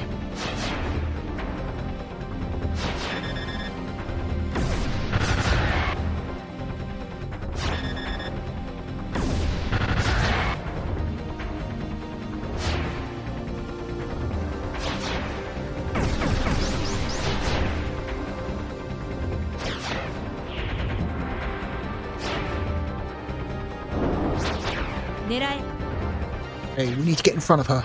Right now. This is the attack I was talking about. Berserker Rage. If you are hit by that, it does a ton of damage. If you have a shield equipped, when she attacks you with that, it won't do any damage, but it will break your shield. Hey, rude. I'm trying to attack you.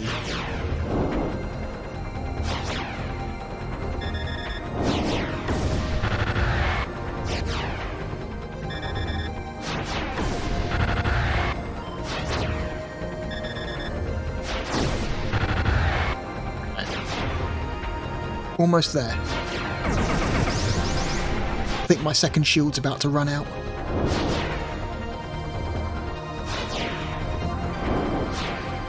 There it is.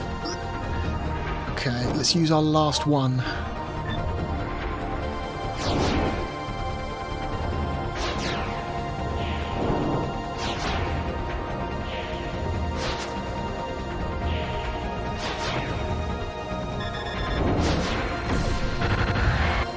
We should have enough to kill her. Not kill her, but defeat her.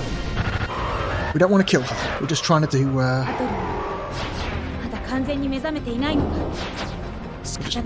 Just trying to get her to retreat. While we figure out what the fuck is going on.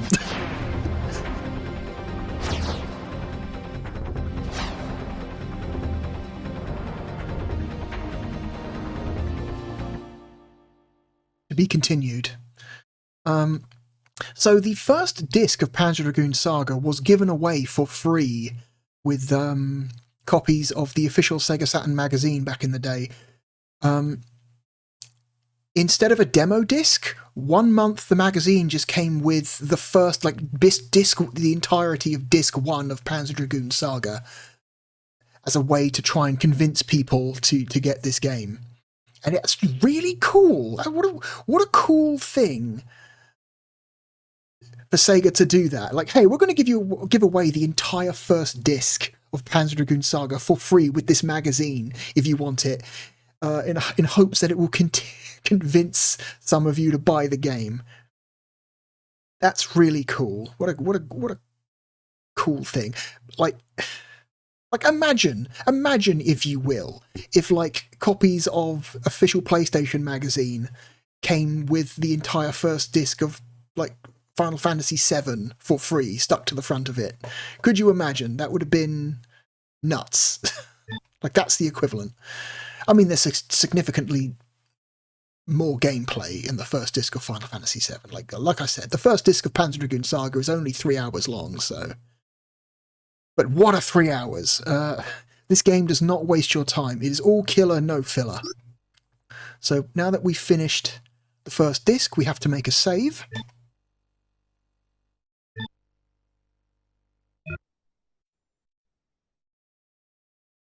Please switch to disc 2. We're not going to do that today. What a game. That's where we're going to leave it. That is our gameplay of Panzer Dragoon Saga for the purposes of ranking. We went a little bit long. We went to 3.5 hours, but whatever. I think it was worth it.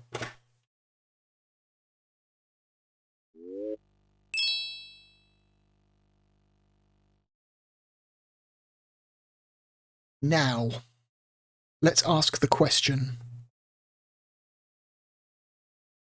Where do we put Panzer Dragoon Saga?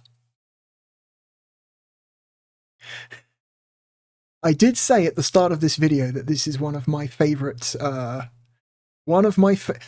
not just one of my favourite Saturn games, not just one of my favourite RPGs, but one of my favourite games of all time. This game is fucking sick. It's amazing.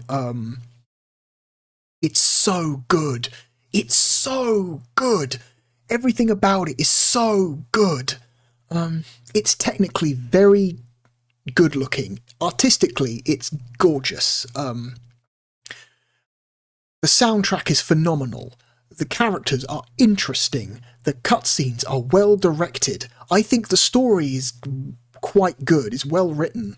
The pacing is fantastic. The thing about Panzer Dragoon Saga and what sets it apart from most other RPGs is, for me personally, is, how do I put this? The thing about RPGs is that, especially these days, I just don't have much of a desire to get into them anymore. When I was younger, I used to really enjoy playing stuff like Final Fantasy or Shining Force. Shining in the Darkness for the Mega Drive is an old favourite of mine. The Grandia games are games I loved. Tales of Symphonia for the GameCube. Fucking loved Tales of Symphonia. Skies of Arcadia. Loved Skies of Arcadia when I was younger. And more recently, stuff like the Persona games, right? I can enjoy myself a high quality RPG. But the thing about RPGs, or specifically like the traditional like JRPGs, Japanese RPGs, style RPGs, while that they are, they're just so fucking long.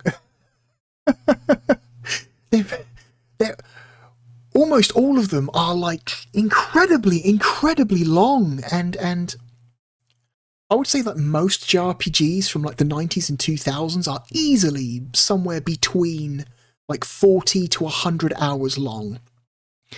And the low end of that scale, 40 hours, is considered like very short by the standards of the genre.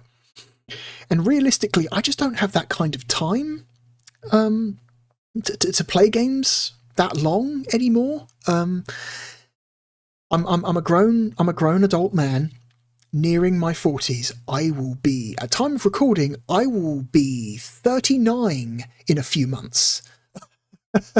I'm getting older, and my free time is precious to me and extremely limited and valuable. And so the idea of spending that time just grinding for hours and hours and hours, fighting random battle after random battle after random battle, just to gain a few stat points, just so I could, potentially move on to the next story sequence, I just don't feel like that's a good use of my time. And I feel guilty. I feel bad spending my free time just doing like hyper repetitive stuff. Panzer Dragoon Saga is a great game because it's only 12 hours long. Yeah. This 4-disc full-length JRPG from the 90s is only 12 hours long. That's an average of 3 hours per disc. Including all secret items and side quests. 12 hours. Also maybe some occasional opportunistic like grinding. There are certain areas of the game where it's very beneficial to go out of your way to do a little bit of grinding, because the enemies in that area have like unusually high experience. But yeah, you can effectively 100% Panzer Dragoon Saga in 12 hours. That's incredible.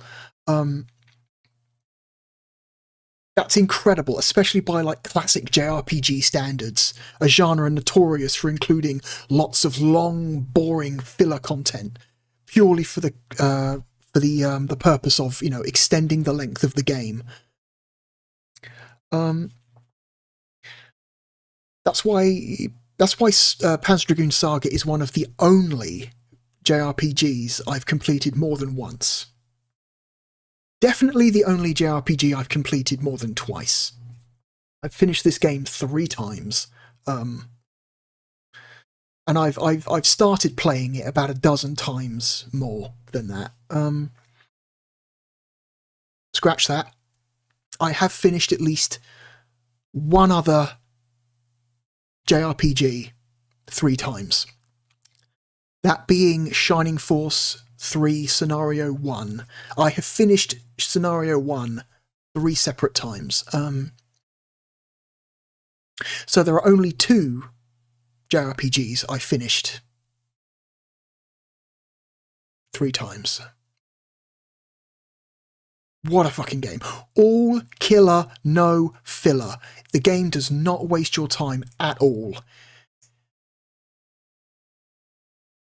It's incredible. It's got fantastic production values. It looks so good. It's got such the style. It's got such style, and the performance is solid. I didn't notice any like significant frame rate drops at all during that entire gameplay segment. It is a technical marvel. And artistically, it's gorgeous. I think all of the Panzer Dragoon games are artistically very good, but not all of them are technically sound. The way that Saga is. 2 is also very technically impressive, but I think Saga is even more so than 2. It's top 10 material. Easy.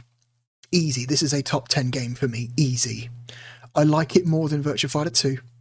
I like it more than Rayman 1. I like it more than Children of the Atom. I like it more than Fighters Megamix. I like it more than Marvel Superheroes. I like it a lot more than Panzer Dragoon 2, which is a game I also like quite a bit. I like it more than Galactic Attack. I like Panzer Dragoon Saga more than I like Alpha 2.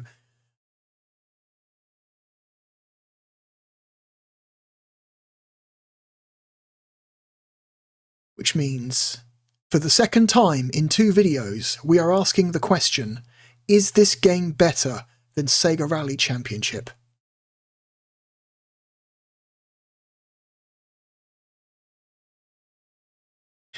And I'm not going to spend time belabouring this, because you've already heard me make the argument. I love Sega Rally. Sega Rally is one of my favourite arcade games ever. One of my favourite racing games ever. Stylistically, it's incredible. It is classic arcade Sega.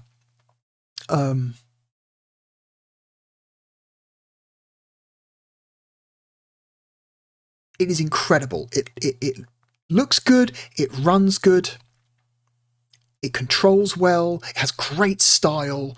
Just an incredible, incredible game all around. Especially the Sega Saturn port. It's an extremely good port. An extremely good port.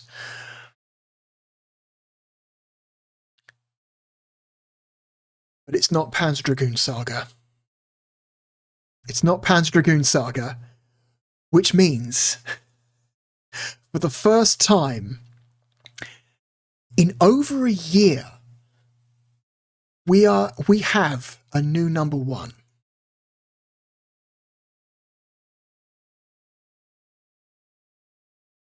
Panzer Dragoon Saga is our new number one. I love this game. This game is incredible. I honestly believe it to be one of the best RPGs ever made. It's only 12 hours long. There are people these days who complain if a first-person shooter has a campaign that's only 12 hours long. Okay? This is a full-length RPG that's only 12 hours, and that's a good thing, because it's all killer, no filler. It does not waste your time at all.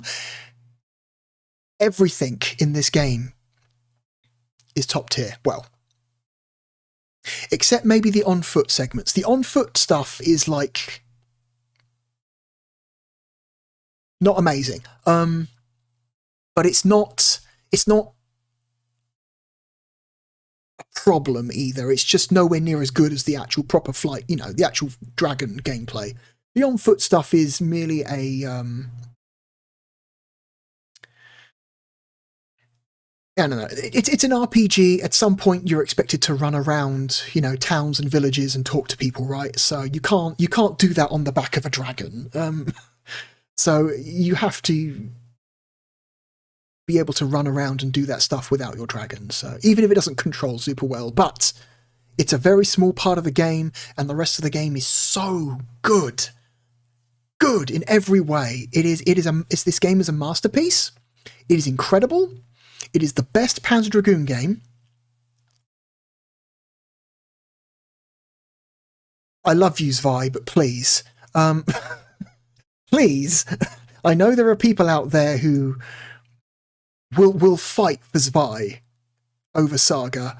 I know there are people out there who will fight for Zwei over Saga. I am not one of them. I hope one day Sega does revisit Saga and remakes it, because they can't remaster it, they can't re-release it, because famously this is a game that has supposedly Sega has lost the source code for. Apparently, due to very persistent rumours that Sega has not denied, the source code for Panzer Dragoon Saga is gone. Is long gone. Has been gone for decades. And because of that, Sega would never be able to do a remaster. At best, they would be able... They could re-release this game as emulation, you know. It would be emulating a commercial disc image, because that's all that's available now. They could pay people to reverse engineer the disc image, but that would be such an expensive and time-consuming process. You would be better off just spending that money doing a remake from the ground up. So, realistically, those are the only two options. Sega releases it as an emulation package, you know, or they fund a full remake. Realistically, those are the only two options, because I really don't think they're finding that source code anytime soon. Anyway, I want to thank you for joining me today. I've been looking forward to making this video for literal years. And I hope you could tell how much I was enjoying myself playing that game, because that game's so cool. People should play this game, even in an unremastered state, even if they just emulate the original game. There is so much there to enjoy if you just give it a chance. It's so good. Masterpiece.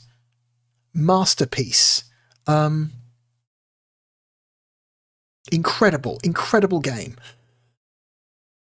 Next time on Ranking of Saturn. So, I'm looking at this list of remaining games here. And there are 7 games remaining. Just 7. And next time, we will be ranking 3 of them. Next time will be the final time that we rank 3 games in one video, because the 4 games left after next video all deserve their own separate video.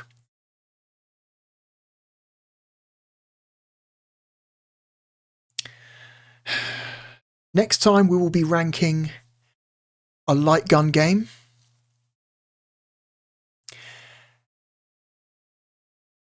a time trial action game. I'm not quite sure how to describe it.